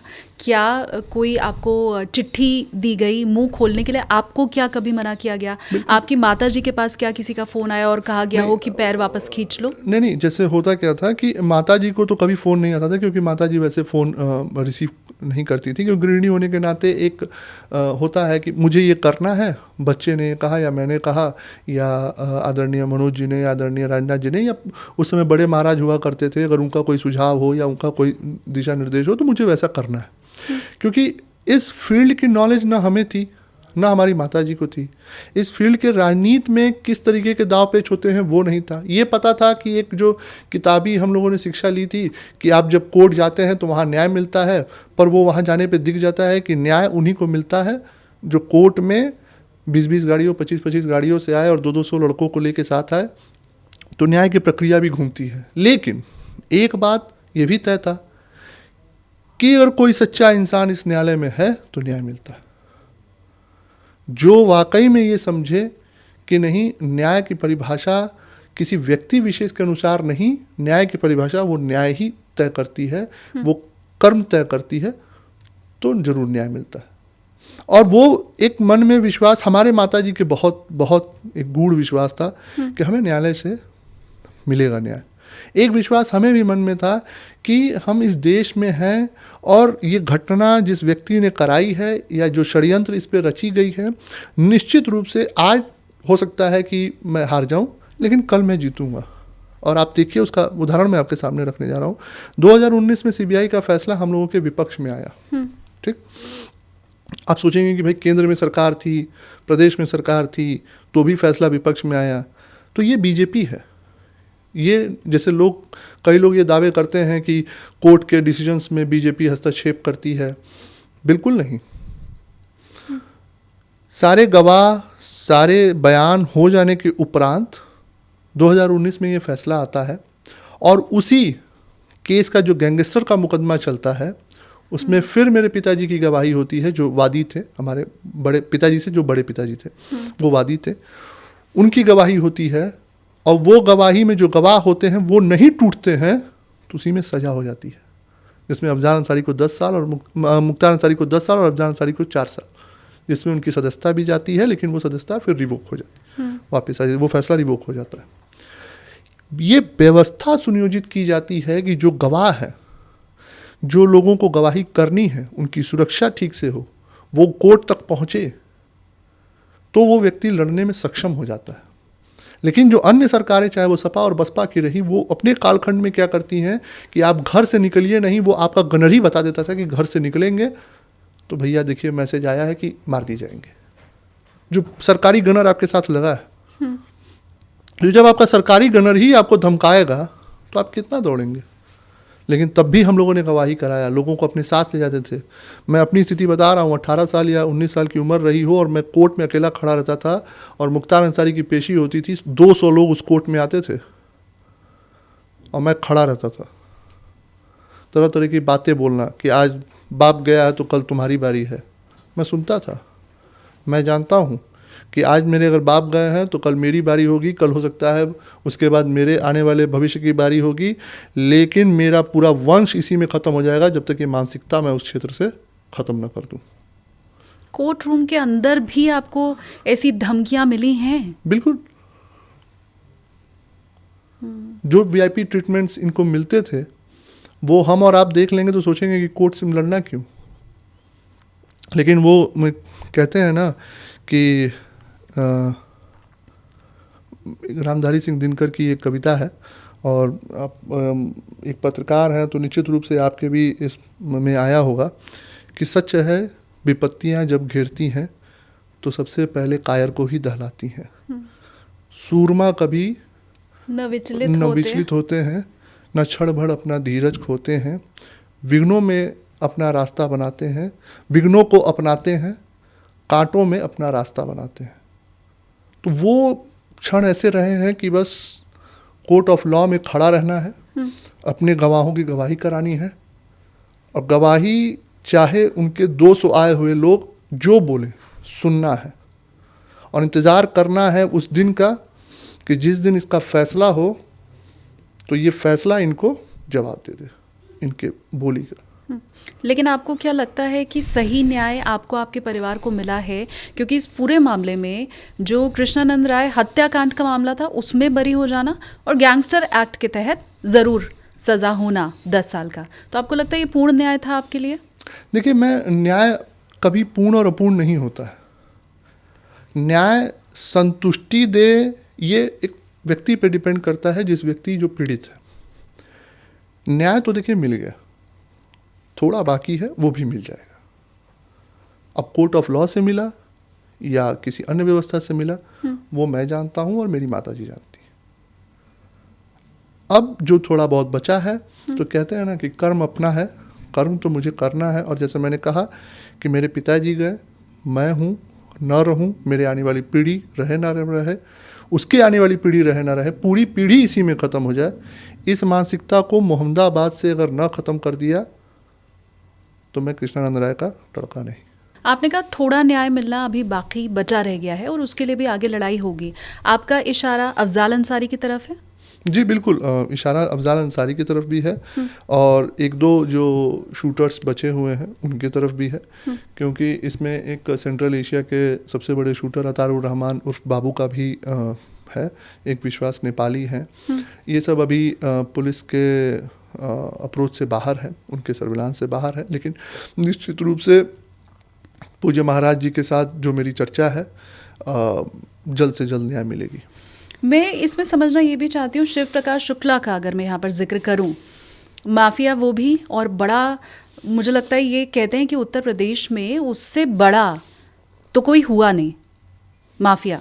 और इस तरह की भी खबरें रही हैं कि उसने कल्याण सिंह की भी तथाकथित सुपारी ले रखी थी। कितना सच है कितना झूठ है मैं नहीं जानती। शिव प्रकाश शुक्ला का अगर एनकाउंटर हो सकता है तो मुख्तार अंसारी का क्यों नहीं हो सकता, अतीक अहमद का क्यों नहीं हो सकता? एसटीएफ का गठन कल्याण सिंह जी ने किया। सुपारी कल्याण सिंह जी की जो आपने कहा कि एक कथित है वो हो सकती है। लेकिन मैं अब शिव प्रकाश शुक्ला के बारे में तो नहीं, लेकिन मैं मुख्तार के बारे में ये जानता हूँ कि मुख्तार के खिलाफ या उसके साम्राज्य के खिलाफ क्या पूज्य महाराज जी के आने से पहले सरकारें नहीं जानती थी? मुख्तार अंसारी के खिलाफ सबसे पहले जो सीबीआई जांच हुई 92-93 में कल्याण सिंह जी द्वारा ही हुई थी, जो इसमें रंगूटा जी का उसने अपहरण किया था। ठीक है, कुछ लोगों ने उस समय में अपने ही दल में कुछ लोग थे जिन्होंने परिचय देके उसको बचा लिया। लेकिन वो छोटा सा गुंडा इतना बड़ा माफिया 2017 से पहले तक कैसे बना? किन सरकारों के परिचय में बना? क्यों बना? क्योंकि इन सरकारों का, सपा हो चाहे बसपा हो या कांग्रेस हो, इनके लिए मूलभूत है कि हमें तुष्टीकरण की राजनीति में मुसलमान का हमेशा पक्ष लेना है, गलत सही का फैसला नहीं करना है। और यही अंतर आपको आदरणीय प्रधानमंत्री जी के नेतृत्व में भी देखने को मिलेगा, पूज्य महाराज जी के नेतृत्व में मिलेगा कि चाहे गरीबी की बात हो तो बिना धर्म और बिना कास्ट के, चाहे माफियाओं का संहार हो तो बिना धर्म बिना कास्ट के, इनके खिलाफ कार्रवाई की बात हो तो बिना धर्म बिना कास्ट के। और आप इसको उठा के देखिए, लोग भले ही कई लोग कहते हैं कि मुख्तार के खिलाफ या मुसलमानों के खिलाफ कार्रवाई होती है, मैं सैकड़ों ऐसे जानता हूं जिसमें जो माफिया चाहे क्षत्रिय रहे हों, चाहे ब्राह्मण रहे हों, चाहे कोई भी वर्ग के रहे हों, माफिया होना चाहिए। और इस समाज का सबसे माने खराब व्यक्ति जो रहा है, चाहे किसी भी धर्म समाज का, उसके खिलाफ कार्रवाई पूज्य महाराज जी ने किया है। तो वो एक उनकी सोच है, एक उनकी अपने जीवन में उन्होंने एक इस चीज़ को बना रखा है कि गलत और सही का फैसला पारदर्शिता से और स्पष्टता से समाज के बीच में होना चाहिए। चाहे मैं आदरणीय प्रधानमंत्री जी की बात करूं, चाहे पूज्य महाराज जी की बात करूं, मैं दोनों लोगों की बात करता हूं, क्योंकि पूज्य महाराज जी से अक्सर इन चीज़ों पे चर्चा या उनका मार्गदर्शन मिलता है, तो उनके वाक्यों से ये लगता है कि वो स्पष्ट हैं, वो अपनी नीतियों में स्पष्ट हैं, पारदर्शी हैं कि समाज में जो भी इस समाज को बांटेगा, चाहे किसी भी धर्म किसी भी जात का होगा, उसके खिलाफ कार्रवाई, कड़ी से कड़ी कार्रवाई होगी। मैं ये मान के चल रही हूँ कि अन्याय अगर आपके साथ, आपके परिवार के साथ हुआ, और आपने खुद बताया कि कैसे मनोज सिन्हा आपके साथ खड़े रहे, राजनाथ सिंह जी आपके साथ खड़े रहे, और इतना हिम्मत, इतना संबल और इतने बड़े लोगों का साथ एक आम लोगों को तो नहीं मिल पाता। लेकिन फिर भी आपको क्या ये लगता है कि आप में और एक साधारण घर के बच्चे में कुछ फ़र्क है? मतलब मैं सीधा सवाल पूछूं तो वो ये है कि अन्याय आपके साथ हुआ, अन्याय एक दूसरे गरीब के साथ अगर होता तो क्या न्याय एक समान होता? पहले तो मैं ये जानना चाहूँगा कि बड़े घर का क्या मतलब, आपका क्या मतलब, जैसे बड़े घर से क्या? आपके पिताजी विधायक थे। एक देखिए, विधायक होना एक कोई बड़ा घर या छोटा घर का परिभाषा नहीं हो सकती, मेरा मानना है। हाँ, ये ज़रूर मानना है कि विधायक होना एक बड़ी जिम्मेवारी का ज़रूर एक चिन्ह हो सकता है, एक रास्ता हो सकता है। मैं अगर घर की बात करूं तो एक बहुत ही सामान्य, जिसके पूरे घर में, जिसके मेरे बाबा 3 भाई, और 3 भाई में हमारे पिताजी जो बाबा लोग, जो चाचा और पिताजी मिला के 6 भाई हुए, एक बहुत अर्ली एज में जिनकी मृत्यु हो गई। इन सब की पूरी फैमिली में हम करीब 12-13 भाई बहन, इस पूरे में हम लोगों का 40-50 बीघे का जॉइंट फैमिली का शुरू से आज तक चलता आया ये खेती। और जो आपने कहा बड़ा घर, वो थोड़ा सा इसलिए आघात कर गया क्योंकि मेरे पिताजी ने अपने जीवन के कालखंड में 100 रुपये प्रति माह का, मेरे बाबा मतलब मेरे दादा भेजा करते थे। और वो भी मेरे बड़े पिताजी को, क्योंकि मेरे बनारस में हम लोगों के पिताजी की शिक्षा दीक्षा हुई, तो 100 रुपये गाँव से आता था। और मैं अपने जन्म के कुछ वर्ष बाद तक देखा हूँ, जब मेरे पिताजी मतलब एक ही कपड़े में या 2 कपड़े में, क्योंकि छोटी बड़ी ठेकेदारी मेरे जन्म के बाद से पिताजी ने शुरू कर दी थी, वो एक ही 2 कपड़ों में अपना पूरा महीना निकालते थे। वो संघर्ष का पीरियड था, क्योंकि उस समय छोटी मोटी ठेकेदारी शुरू करना, अपने परिवार के जो उपार्जन के लिए, क्योंकि मेरे एक बड़े भाई भी हैं जो अमेरिका सेटल्ड है, उनकी शिक्षा दीक्षा, क्योंकि मैं भी हो चुका था तो भाई मैं भी 4-5 साल का हो गया तो मेरी शिक्षा दीक्षा, बाकी जो अन्य भाइयों के बच्चे थे उनकी शिक्षा दीक्षा, तो वो एक जीवोपार्जन के लिए ठेकेदारी करना, छोटा मोटा काम करना, इस तरीके की व्यवस्था में लगे थे। लड़ाई जब उन्होंने ली अपने से मजबूत व्यक्ति के खिलाफ, जो समाज को जिस तरीके से वो बांट के अपना काम किए जा रहा था, और वो भी अपने काले साम्राज्य को फैलाया जा रहा था रंगदारी से, लोगों की हत्याएं करके, तब जाके वो बड़ा काम हुआ।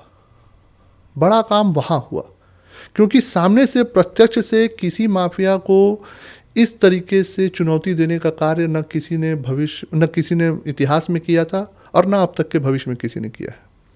उस समय के दौर में बड़े से बड़े माफिया हुए, चाहे वो हरशंकर तिवारी हों, चाहे वो कई लोग, जैसे आप अभी शिव प्रकाश शुक्ला का नाम ले रही थी, या जो भी कई लोग हों, चाहे ब्रिजेश सिंह हो, चाहे धनंजय सिंह हो, किसी ने समक्ष आके मुख्तार अंसारी के खिलाफ आवाज़ बुलंद करके उसके किए हुए कार्यों का, उसके किए हुए मर्डर का, उसके किए हुए रंगदारी का मुंह तोड़ जवाब देने का काम नहीं किया। और वो पिताजी ने किया, इसलिए वो बड़े हुए। और बड़ा होना उनके अपने कर्म में निर्धारित था, क्योंकि जब तक आप समाज में आप प्रतिनिधित्व करके ऐसे लोगों के खिलाफ नहीं बढ़ेंगे तो समाज आपके साथ एकजुट नहीं होगा। जब तक आपका वो तपस्या, वो त्याग नहीं होगा, तब तक नहीं बढ़ेगा। मैं सीधे तौर पर ये पूछना चाहती थी कि अगर शालिनी के साथ अन्याय हो तो क्या राजनाथ सिंह मेरे साथ खड़े होंगे? तो क्या योगी आदित्यनाथ मेरे साथ खड़े होंगे? क्या कोई भी आम आदमी जो उत्तर प्रदेश का है, अगर आज उसके साथ अन्याय हो रहा है तो क्या उसको भी वो साथ मिल पाएगा जो आपको मिला? क्यों नहीं? वो महत्वपूर्ण है कि उसका संघर्ष कैसा है। आप एक चीज़ समझिए, मेरे पिताजी विधायक थे, एक राजनीतिक दल भारतीय जनता पार्टी के 2 बार, एक बार चुनाव लड़ चुके और एक बार मौजूदा विधायक थे। राजनाथ जी का सहयोग मिलना एक कार्यकर्ता के रूप में रहा, क्योंकि उन्होंने अपने कार्यकर्ता के निशंस हत्या पे उन्होंने धरना दिया। मनोज सिन्हा का सहयोग मिलना क्योंकि एक मित्र के रूप में रहा, परम मित्र थे, बीएचयू में एक साथ लोग शिक्षा दीक्षा में, और जो बीएचयू के अपने छात्र राजनीति में एक साथ थे लोग। इनके अलावा चाहे वो मैं मानता हूँ कि जैसे पूज्य महाराज जी का, बड़े महाराज जी का, क्योंकि वो भी भारतीय जनता पार्टी से जुड़े रहे, एक कार्यकर्ता के नाते वो एक संबंध मिला। तो जो आप एक वो लगा रही हैं कि क्या एक इस परिवार को जिस तरीके से लोगों ने खड़ा होके वो दिया, और क्या वो व्यक्ति जो सामान्य परिवार का है उसको इस तरीके से मिल पाएगी माने सुरक्षा, या उस तरीके से आश्वासन, या उस तरीके, तो वो बहुत मायने रखता है कि वो किन लोगों के साथ जुड़ा है। राजू पाल की हत्या होती है, राजू पाल की प्रयागराज में हत्या होती है। राजू पाल के हत्या के उपरांत मायावती जी ने अतीक पे जो भी कार्रवाई करनी करी, ठीक। उसके बाद उनकी जो पत्नी है पूजा पाल, उन्होंने अपने संघर्ष को स्वयं किया। उनका सहयोग में मायावती कितनी रही कितनी नहीं रही वो वही बता पाएंगी। उनके और सहयोग में कौन रहे, मैं निश्चित रूप से कह सकता हूं कि भारतीय जनता पार्टी का कोई ना कोई कार्यकर्ता या कोई ना कोई बड़ा आदमी निश्चित उनके साथ रहा होगा, क्योंकि ये एक ऐसी विचारधारा है, ये दल एक ऐसी विचारधारा है कि आप अगर पीड़ित हैं और आप किसी भी वर्ग से हैं और आपके सहायता के लिए ज़रूरत है, तो आपके लिए राष्ट्रीय नेतृत्व भी सहयोग करेगा और वहाँ का जो लोकल इकाई है वो भी सहयोग बनेगा। आज जैसे मैंने कहानी आपको पखनपुरा की बताई, जो राजभर की बेटी है जिसके साथ ये अभद्रता हुई है, तो वो किसी अपने लीडर को खोजने नहीं गई, उसकी एक बहन ने मुझे फ़ोन कॉल किया, मैं वहाँ पहुँचा, तो अब मैं भारतीय जनता पार्टी का हूँ और मैं उसके साथ खड़ा हूँ। आज वो केस मुकदमा लड़ रही है, तो आज उसको कोई अगर मुसलमान परेशान नहीं कर रहा है, क्योंकि वो जानता है कि इसके पीछे कोई खड़ा है। अब वो डिपेंड करता है कि आपका संघर्ष जिसके साथ है, तो आप किस मानसिकता के लोगों के साथ है। ये इस पे बहुत निर्भर करता है। और निश्चित रूप से अभी तो मैं नहीं जानता हूँ, लेकिन मैं ये निश्चित रूप से कह सकता हूँ कि आपके संघर्षों में आपके साथ खड़े होने वाले लोगों की मानसिकता बहुत मायने रखती है कि आपके जो संघर्ष हैं वो किस मानसिकता से लेके है और आप किन लोगों के साथ खड़ी हैं, तो आपका सहयोग की बात। आप इलाके के लोगों का भी साथ दे रहे हैं, उनका भरोसा आपके ऊपर है। योगी आदित्यनाथ के साथ जो आपकी मुलाकात रही उसकी फ़ोटो आपने खुद शेयर किया, अमित शाह के साथ आपकी मुलाकात हो चुकी है, राजनीति में उतरने की ये तैयारी है क्या?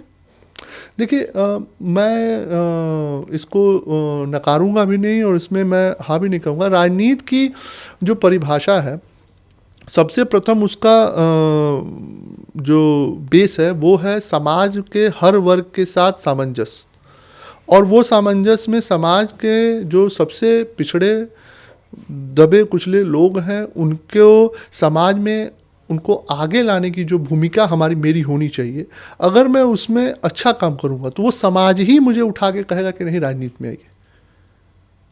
क्योंकि राजनीति मुझे समाज को प्राथमिकता रख के करनी है।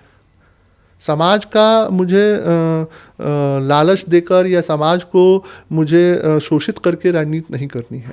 और जिस दिन समाज को लगेगा कि मैं उनके किन्हीं भी कष्टों का या उनके किसी भी कार्यों को पूर्ण करने में सक्षम हूँ, तो वो समाज मेरे लिए खुद आगे बढ़ के आएगा। और हाँ, अगर समाज कहेगा और समाज के लोग निकल के आएंगे, वो समाज केवल मैं भूमिहार ब्राह्मण क्षत्रिय नहीं कह रहा हूँ, या मैं उस समाज में हर वर्ग के लोगों को कह रहा हूँ, चाहे वो गरीब पिछड़ा किसी भी जाति धर्म का हो, वो अगर कहेगा कि नहीं भैया आपके प्रतिनिधित्व की ज़रूरत है, तो प्रतिनिधित्व होगा। आपका दिल क्या कहता है, विधायक बनना है?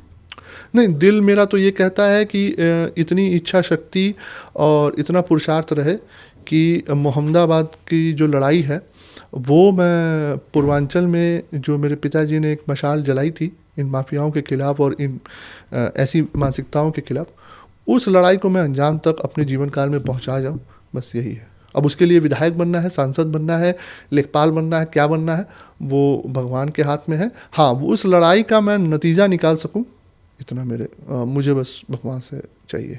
तो जब बात हुई थी योगी आदित्यनाथ जी से, तो कुछ कहा था आपने कि आगे मैं ये रूट मैप बना रहा हूँ या मैं भी चाहता हूँ टिकट पाना, ऐसा कुछ आपने बोला उनको?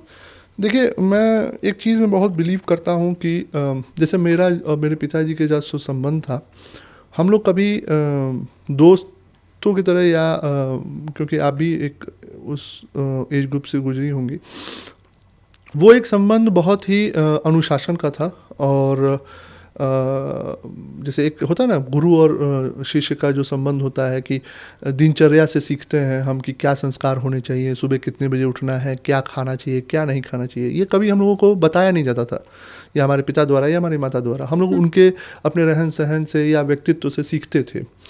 तो मुझे कहीं ना कहीं लगने लगा कि पिताजी के न रहने के बाद जो उनके संस्कार थे या जो उन्होंने अपने व्यवहार मेरे अंदर डाले थे, वो एक व्यवहार जो मैं सबसे मानता हूँ कि मेरी काबिलियत मुझे अपने कर्म द्वारा समाज में रखनी है। काबिलियत की पहचान जैसे हीरे की पहचान जौहरी को होती है, वैसे ही काबिलियत की पहचान करने वाले मेरे दल में, चाहे राष्ट्रीय नेतृत्व में आदरणीय प्रधानमंत्री जी हों, चाहे अमित शाह जी हों, चाहे आदरणीय राजनाथ जी हों, उनके नज़र में, और आदरणीय चाहे पूज्य महाराज जी योगी आदित्यनाथ की नज़र में, अगर मेरी काबिलियत की कोई कीमत होगी या मैं वैसा काम अच्छा कर रहा हूँ, तो निश्चित रूप से वो लोग मुझे वो मौका देंगे। एक बात। दूसरी बात, कभी भी महाराज जी से मेरी जो वार्तालाप होती है वो कभी भी एक मतलब होता है ना कि एक शिष्य बस गुरु के सामने बैठा है, क्या आशीर्वचन मिले, क्या करना है और उस रास्ते को कैसे सुगम बनाने का वो दिशा निर्देश मिले, बस वही मैं लेता हूँ। मैं अपने तरफ से कभी अपनी इच्छा जाहिर नहीं करता हूँ, क्योंकि मैंने कहा ना, अगर मेरी काबिलियत होगी और वो मेरे नेतृत्व में है कि वो मेरी काबिलियत पहचानेगी, और अगर मेरी काबिलियत उनको जैसी मेरी ज़रूरत होगी वो वैसा उसका निर्वहन लेंगे। हम हमेशा देखते रहे हैं कि जो पूरा इलाका है मोहम्मदाबाद सीट की, अगर मैं बात करूं, कभी आपकी माता जी वहाँ से विधायक होती हैं, कभी अंसारी परिवार का कोई वहाँ से विधायक हो जाता है। अब एक बार फिर जब उत्तर प्रदेश में चुनाव की तैयारी है, तो मैं ये समझना चाहती हूँ कि क्या चुनावों के वक्त वैसे भी राय परिवार और अंसारी परिवार के बीच में क्या अदावत उभर ही जाती है? क्या आप लोगों के बीच की टसल वो हमेशा ही क्या दिखाई देती है? क्या रहता है? जी देखिए, एक तो ये समझ लीजिए कि जो ये दो परिवार की नहीं, ये दो मानसिकताओं की लड़ाई है। मैं आपके पॉडकास्ट के माध्यम से अपने आपके सारे व्यूवर्स को बताऊं, ये कभी भी दो परिवार की लड़ाई नहीं रही है। परिवार का दूर दूर से कोई लेना ही देना नहीं। ये हमेशा से उस मानसिकता के खिलाफ लड़ाई रही है जो समाज में भ्रम फैला के ये बताता है कि हमने इस समाज को दिया है, जबकि इस समाज का सबसे ज़्यादा शोषण उसी वर्ग ने किया है। एक दूसरी, देखिए, मैं अपने व्यक्तिगत रूप से मैं ये मानता हूँ कि अगर आपके जीवन में पारदर्शिता नहीं है, आपके विचार का, आपके कामों का, और उस कामों को करने के लिए, उस कर्म को करने के लिए वो पुरुषार्थ नहीं है, कहीं ना कहीं अगर छल कपट है, तो वो जनता सबसे पहले महसूस कर लेती है। तो जैसे आपने कहा ना, वो टसल, वो विरोध एक गांव के छोटे से इलाके से लेके पूरे पूर्वांचल से लेके उत्तर प्रदेश में हमेशा उनका रहता है। हम भी करते हैं, वो भी करते हैं। ऐसा नहीं होता है कि चुनाव के टाइम पे बहुत पीक हो जाता है। हाँ, चुनाव के टाइम पे सिचुएशंस बहुत गंभीर हो जाते हैं दोनों तरफ। हम लोगों को, जैसे अभी तक पिछले दोनों तीनों चुनाव से हमें भी नज़रबंद किया जाता है, उन्हें भी नज़रबंद किया जाता है, क्योंकि उस समय पीक सिचुएशन हो जाती है एग्रेशन का, लड़ाई का, झगड़ा का, ऐसा होता है। लेकिन क्योंकि मेरे कामों का जो स्पष्टता है, जो उनका विरोध का स्पष्टता है, उनके खिलाफ जो मेरा विरोध है, वो मेरा 5 साल रहता है, तो एक ऐसा सिचुएशन लगता है कि कभी भी कुछ भी हो सकता है। मोहम्मदाबाद में कभी भी कुछ भी हो जाएगा, कभी इधर से कुछ ना हो जाए, कभी उधर से कुछ ना हो जाए। अब स्थिति ये है कि वो लोग अपने, भाई एक जन सांसद है, उनके भतीजे विधायक हैं, इन दोनों लोगों का समाज सेवा से कभी ना ताल्लुक़ रहा है और ना करना है। आज मोहम्मदाबाद के क्षेत्र की जितनी विकट समस्याएं रोड की है, वो तो पूज्य महाराज जी की सरकार है, और महाराज जी का थोड़ा सा मतलब आशीर्वाद मेरे ऊपर है कि रोडों की समस्याओं का हल होता जा रहा है। नहीं तो अपने प्रस्ताव पे एक न रोड, न कोई विकास की कोई परियोजना, न मूलभूत सुविधाओं गरीब तक पहुंचाने का कोई रोड मैप नहीं है उन लोगों के पास। हाँ, पूर्व के किए हुए कामों पे टिप्पणियाँ जरूर इनके चलते हैं। जैसे पूर्व में आदरणीय मनोज सिन्हा जी जब मंत्री थे, तो उन्होंने रेल कम रोड ब्रिज दिया, उस पर टिप्पणी होगा कि यहाँ तक था, वहाँ तक क्यों नहीं हुआ। अभी कुछ दिन पहले आपने भी इंटरव्यू में सुना होगा। तो निश्चित रूप से दूसरे के काम पे क्या कमियां हैं वो उनके द्वारा हमेशा गिनाया जा सकता है, लेकिन अपने क्या किए हुए काम हैं उनकी गिनती आज तक नहीं होगी। और सोचिए, वो अपने काम की जो उद्घाटन करते हैं 1 साल के अंदर या 2 साल के अंदर, यदा कदा कभी करते हैं, वो उन रोडों का उद्घाटन करते हैं जो प्रधानमंत्री ग्राम सड़क योजना होती है, जो कि हर सांसद को दी जाती है। ये आदरणीय प्रधानमंत्री जी द्वारा हर सांसद को ये रोडें दी जाती हैं कि अपने यहाँ से प्रस्ताव भेजें कि जो 5 रोड 6 रोड आप चाहते हो कि प्रधानमंत्री ग्राम सड़क योजना का मरम्मत या निर्माण कराया जा सके। ये केवल इनकी पूरे 5 साल के अपने कार्यकाल की सबसे बड़ी उपलब्धि वही प्रधानमंत्री ग्राम सड़क योजना होती है। और ये अपनी तुलना करते किससे हैं? उस व्यक्ति से जिसने केवल एक ही प्रोजेक्ट 3600 करोड़ का रेल कम रोड ब्रिज, जो पूरे इतिहास में आज तक नहीं हो पाया था, जो ताड़ीघाट दिलदार नगर को मऊ की तरफ से जोड़ने का जो गंगा जी पे था, वो आज तक नहीं हो पाया था। उस व्यक्ति आदरणीय मनोज सिन्हा जी ने जब वो काम किया, तो आज उस पर टिप्पणी करने का उनको हक मिल जाता है। क्यों? क्योंकि वो सांसद है। अपने कार्य गिनाने को उनके पास है नहीं। मुझे तो लगता है कि जितना उन्होंने अपने 3 साल 4 साल के 2024 2 साल में जो, या इससे पहले भी वो सांसद थे, 5 6 7 साल में जो जितने रोड उन्होंने बनाए होंगे, उतने तो आदरणीय मनोज सिन्हा जी ने सामुदायिक शौचालय बना दिया होगा अपने उसमें। अगर वो, अब तो ये गाजीपुर का दुर्भाग्य है, अगर वो सांसद या रहे होते, तो निश्चित रूप से मंत्री रहे होते, तो जल्द हम गाजीपुर में हवाई पट्टी और उस पर वहाँ प्लेन उतरने की भी व्यवस्था हम लोग देखने वाले नहीं, पर मुझे आप इसकी वजह तो बताएं ना। आप बता रहे हैं कि कैसे उनके कार्यकाल में कोई काम नहीं किया गया, लेकिन सच्चाई और वास्तविकता तो यही है कि आखिरकार अफजाल अंसारी सांसद बने, उत्तर प्रदेश में योगी आदित्यनाथ का शासन, माफियाओं का पूरी तरह अंत, बावजूद इसके अगर जनता चुन रही है अफजाल अंसारी को या अगर चुन रही है मन्नू अंसारी को, तो कोई तो उसके पीछे वजह होगी। उसके पीछे देखिए दो वजह है। एक तो जो जातिगत आधार पे जिस तरीके से वोटों का बंटवारा है, एक तो जातिगत का वो एक लाभ मिलता है। एक दूसरा, जो हम हिंदुओं में आपस में जो बिखराव है, अब आप समझिए कि एक बार इनके पास इन्होंने अपना दल बनाया था, कौमी एकता दल। अगर ये इतने ही पावरफुल या इतने ही समाजसेवी हैं तो क्यों उसको डिसॉल्व कर दिया सपा में? क्यों नहीं उससे लड़ते रह गए? अगर उनके अपने काम इतने मजबूत थे, हमने तो अच्छा, रही बात हमारे तरफ, हम तो पहले दिन 96 में 95 में मेरे पिताजी ने ज्वाइन किया बीजेपी, और आज 2026 में किसी की भी सरकार आई हो, किसी भी कालखंड में कोई भी प्रताड़ना या कोई भी संघर्ष करना पड़े, हम तो भारतीय जनता पार्टी के साथ रहे। ये बसपा में भी गए, ये सपा में आए, फिर कौमी एकता दल में आए, फिर बसपा में गए, फिर सपा में आए। पार्टियां बदलना देश में अपराध नहीं है, पर क्या विचारधारा ऐसे कैसे तय होगी? इस देश में अगर युवा पूछे, मुझसे पूछे कि आपकी क्या विचारधारा है, तो मैं कहूँगा कि मेरी पार्टी मेरी विचारधारा है। आप मेरी पार्टी उठा के देख लीजिए। विचारधारा का तो मुझे लगता है हमें जिक्र ना ही हम करें पॉडकास्ट में तो बेहतर होगा। कितने कांग्रेसी ऐसे हैं जो बीजेपी में आए हैं, समाजवादी पार्टी के नेता बीजेपी में आए हैं, तो इनकी अगर कोई अलग विचारधारा थी तो बीजेपी को लेना ही नहीं चाहिए इन्हें। लेकिन आप ये भी समझिए ना कि अगर रावण का अंत करना है तो विभीषण तो चाहिए ही। कौन है विभीषण? अब ये मेरे ऊपर के नेतृत्व बताएंगे।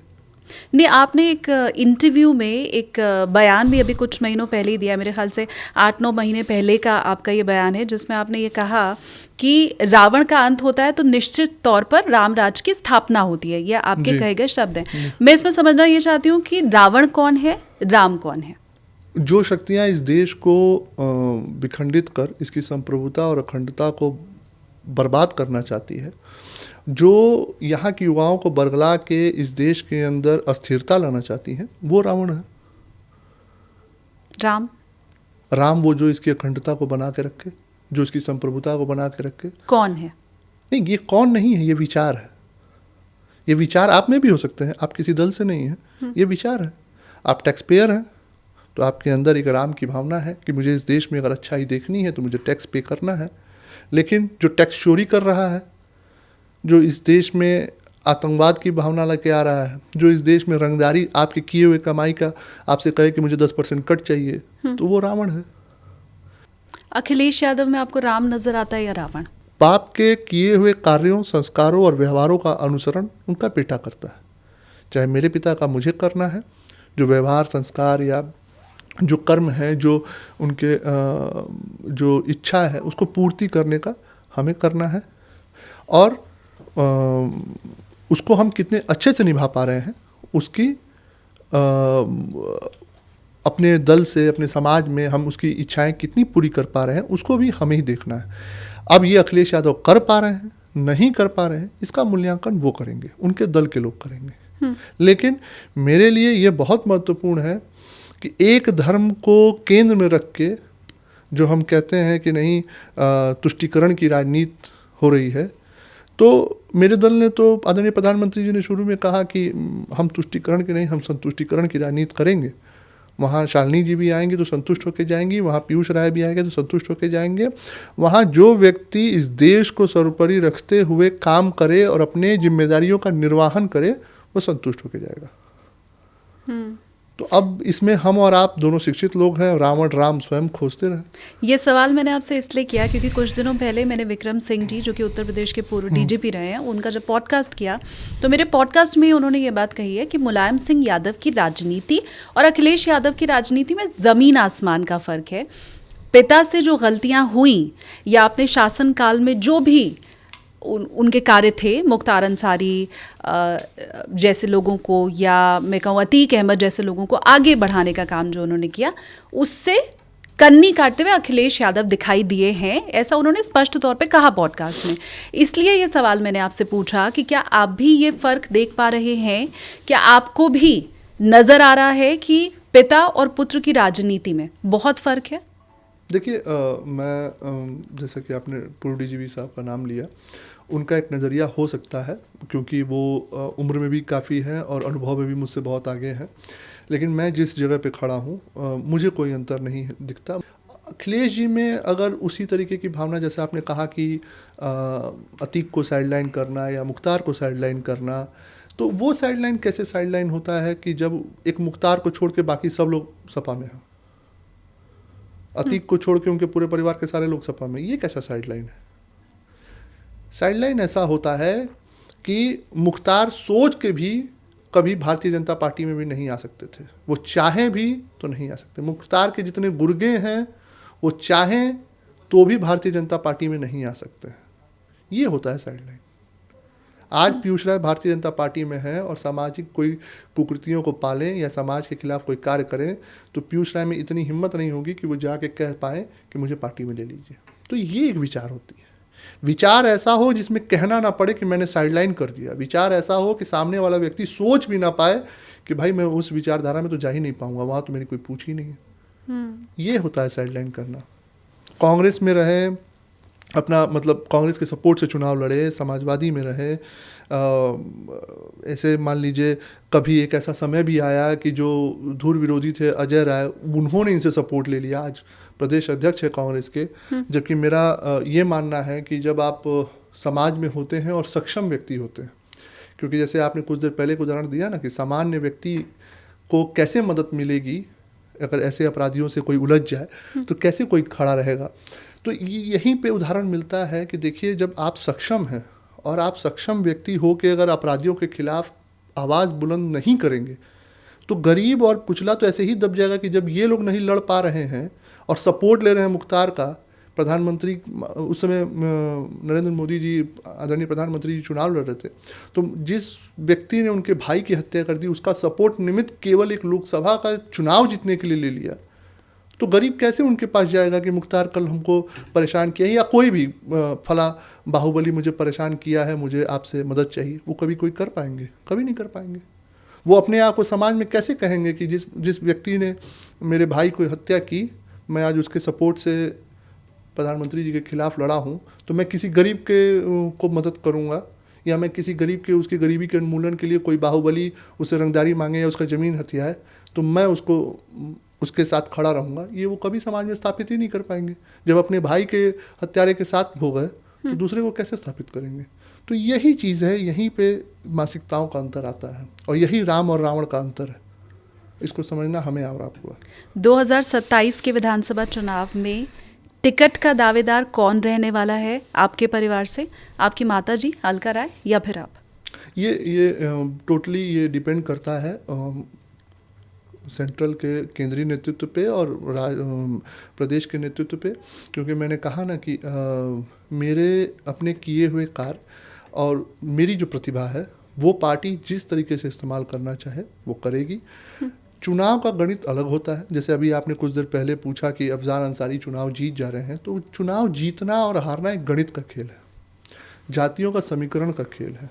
जिस मोहम्मदाबाद में ओबीसी एससी मुसलमान मिला के करीब 1.5 लाख वोट हैं और जहां सवर्ण करीब 60,000 या 50,000 60,000 ही वोट पोल होते हैं, वोट पोल की मैं बात कर रहा हूँ, करीब 2,40,000 वोट पोल होते हैं, तो 60,000 65,000 सवर्ण हैं और बाकी अन्य मतलब ओबीसी एससी मुसलमान मिला के लगभग 1.5 लाख वोट है। और वहाँ जनता अगर हमें 96,000 97,000 वोट देती है जिसमें हम हार जाते हैं केवल एक वजह से कि राजभर जो एक हमारे यहाँ बड़ी आबादी का है उनका हमारे से गठबंधन नहीं था और मात्र उतने ही वोट से मैं हारता हूँ, तो मैं ये हार नहीं, मैं ये गणित का कैलकुलेशन का मिस्टेक मानता हूँ और ये गणित का खेल है। कभी आज अगर चुनाव हो तो वहाँ मैं जानता हूँ कि मैं निश्चित रूप से जीत जाऊँगा, मुझे वो नहीं हरा पाएंगे, वो कोई भी तिकड़म या चाल या भ्रम या कोई भी माया फैला ले नहीं हरा पाएंगे, क्योंकि राजनीति में जो ये समीकरण है ये बहुत मायने रखते हैं। लेकिन सांसद हो जाना या समीकरण में आप प्लस हो गए तो ये मायने नहीं रखता कि आपकी मानसिकता अच्छी हो गई, क्योंकि समाज में दोनों चीज़ों का वैल्यू होता है, मानसिकता का और समीकरण का। आप चुनाव जीत सकते हैं लेकिन मानसिकता में आप कभी ये स्थापित नहीं कर पाएंगे कि आप मनोज सिन्हा जैसे विकास पुरुष से अपनी तुलना कर लें। आप चुनाव जरूर जीत सकते हैं, पर मनोज सिन्हा जी के विकास का और विकास किए हुए कार्यों का आप न मूल्यांकन कर पाएंगे, न उनके किए हुए कामों का 10% आप अपने जीवन के काल में जितने दिन आप रहे हों अफजल अंसारी उतना काम करा पाएंगे। ये अंतर होता है। वैसे तो हम अपने माता पिता की कभी बराबरी नहीं कर सकते, बच्चा चाहे कितना भी बड़ा हो जाए, पर फिर भी मैं आपसे ये समझना चाहती हूँ कि क्या आपकी माता जी ने विधायकी के जितने गुर होते हैं वो सब क्या आपको सिखा दिए हैं, या आपने उनको देख के क्या सीख लिया है? क्योंकि जैसा अभी आपने कहा कि पिछली बार के चुनाव में भले उनकी हार हो गई है, लेकिन मामूली अंतर आप उसे मान रहे हैं। मेरे ख्याल से 15-18 हज़ार वोट कुछ थे, हाँ, जिससे अलका राय की आपकी माता जी की हार हुई थी। तो मैं ये समझना चाहती हूँ कि अगर वो विरासत आपको मिली है तो क्या आपने सीख भी लिया है विधायकी का सारा गुर? देखिए, अब मेरा व्यक्तिगत रूप से मानना है कि जो गुण होते हैं ना, वो गुण आपके जो संस्कार हैं और आपके जो व्यवहार है जनता के प्रति, वो आपके परिवार से आपके अंदर निहित चले आते हैं। ठीक है, आप उसमें जितना दिखावटीपन, जितना आप उसको भ्रम में रखेंगे ना, और समाज के सामने आप स्पष्ट नहीं रहेंगे, तो आप हमेशा उलझे हुए रहेंगे। विधायक बन सकते हैं, नहीं बन सकते हैं, ये एक अलग मुद्दा है, पर मैंने कहा ना, मेरे जीवन का लक्ष्य विधायक बनना, सांसद बनना या यही एक निमित्त मात्र यहीं तक नहीं है।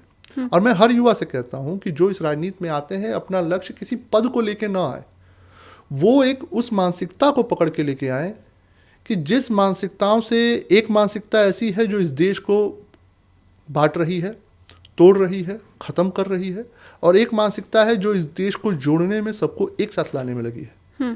तो हम उसको सही से चुने, उसमें सही गलत का फैसला करें। और मेरा मानना है कि अगर मैं स्पष्ट हूँ अपने किए हुए, अपने कर रहे जो कार्य हैं या जनता की जो सेवा है उसमें अगर मैं पारदर्शी हूँ, जनता के किसी भी कार्यों में अपनी स्पष्टता को बरकरार रख रहा हूँ और पुरुषार्थ जिंदा रहे अगर मेरे अंदर, तो निश्चित रूप से जनता मुझे स्वीकारेगी। और मैंने अपने पिता से यही गुण सीखे हैं कि एक तो हमेशा विरोध अपने से मजबूत आदमी का होना चाहिए। कभी गरीब समकक्ष व्यक्ति के किए हुए कार्यों का न उस पर कोई बहुत चिंता करनी चाहिए, क्योंकि वो निश्चित रूप से अपनी मजबूरियों का वो वैसा कार्य कर सकता है। लेकिन अगर कोई सक्षम व्यक्ति ऐसा कार्य कर रहा है जो किसी को लूट रहा हो, रंगदारी कर रहा हो, हत्या कर रहा हो, उसका विरोध होना चाहिए और समाज में खुलकर विरोध होना चाहिए, भले आपके पक्ष में एक भी व्यक्ति ना हो। गौर करिए, 1995 में जब पहली बार मेरे पिताजी ने उनके खिलाफ टिकट मांगा, एक व्यक्ति साथ में नहीं था। एक आदरणीय मनोज सिन्हा जी को छोड़ दे जो वहाँ से लोकसभा लड़ते थे, एक व्यक्ति उनके साथ नहीं था।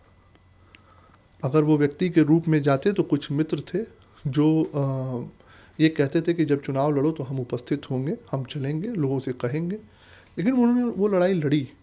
उस समय मुख्तार अंसारी पे एक बार सीबीआई जांच हो चुकी थी।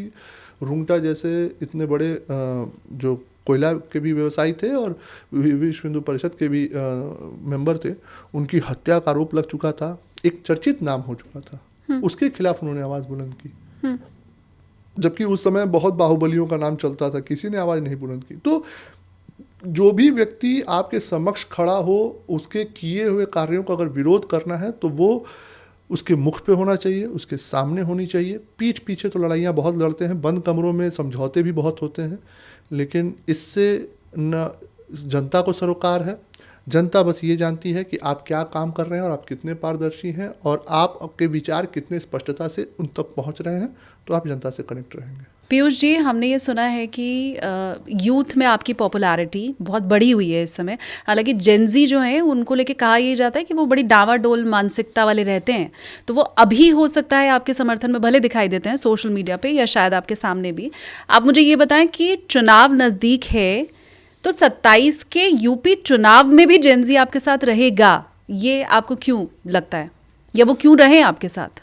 नहीं, देखिए, मेरा व्यक्तिगत रूप से मानना है कि युवाओं को लेके मेरी नीति बहुत स्पष्ट है।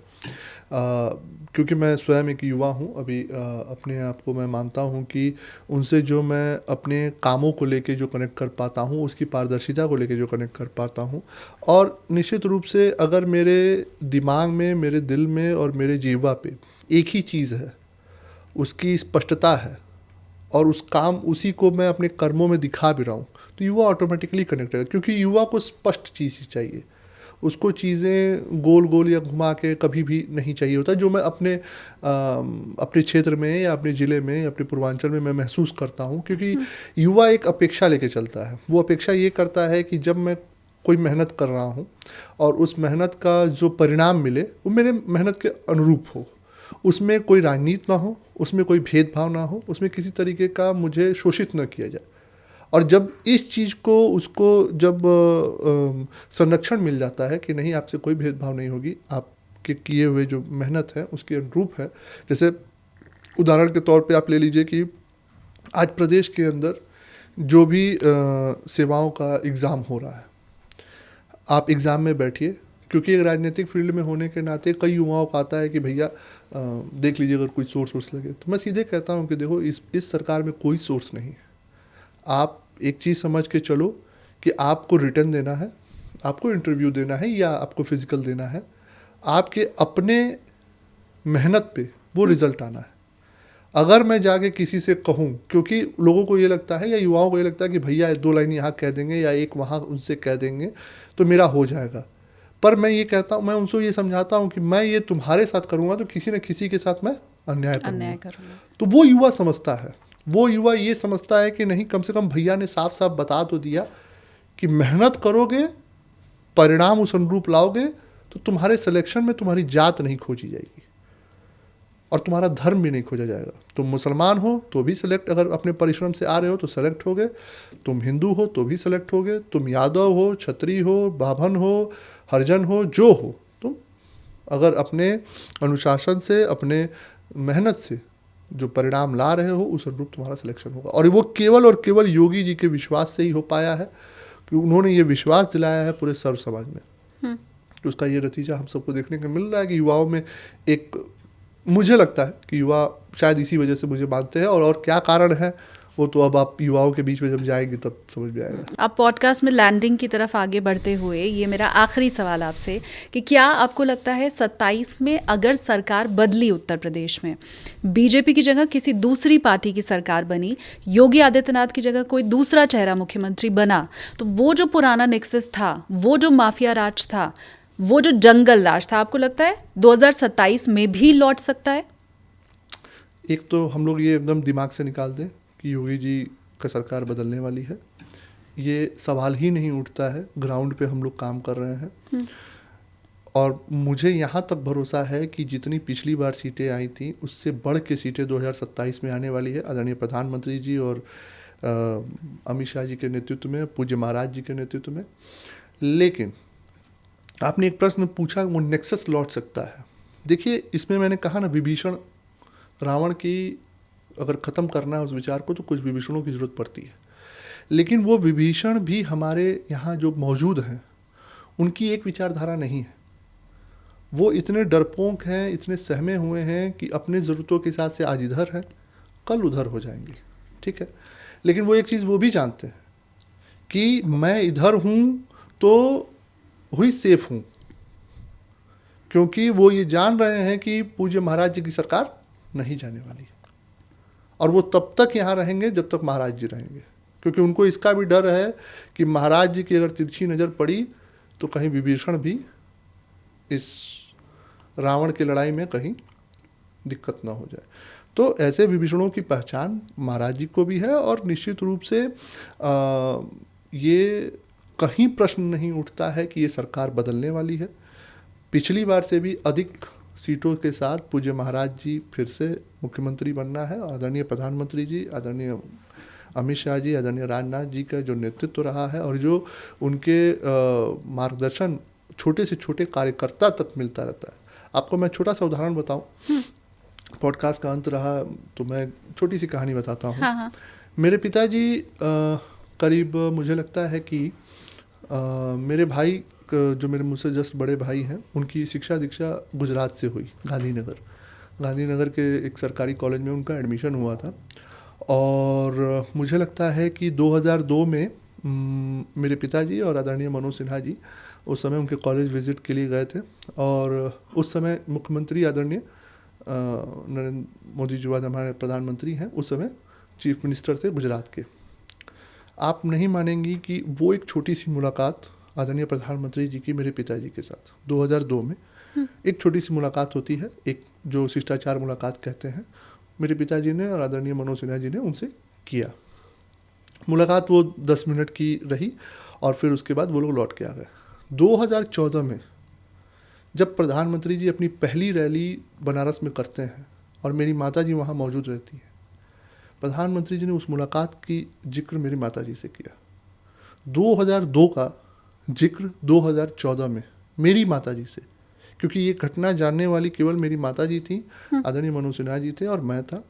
वो मुलाकात की जो छोटी सी उनकी रही, वो आदरणीय प्रधानमंत्री जी को याद था और उसकी चर्चा उन्होंने मेरी माता जी से, अपनी जो रैली थी उसमें माता जी भी उपस्थित हुई थी स्टेज पे, उनसे उन्होंने किया। तो अब आप बताइए, इतना इस संगठन का भी सबसे बड़ा व्यक्ति, इस देश के सबसे मतलब प्रधानमंत्री ही, उसको अपने इतने छोटे से कार्यकर्ता के बारे में 12 साल बाद भी याद रहा।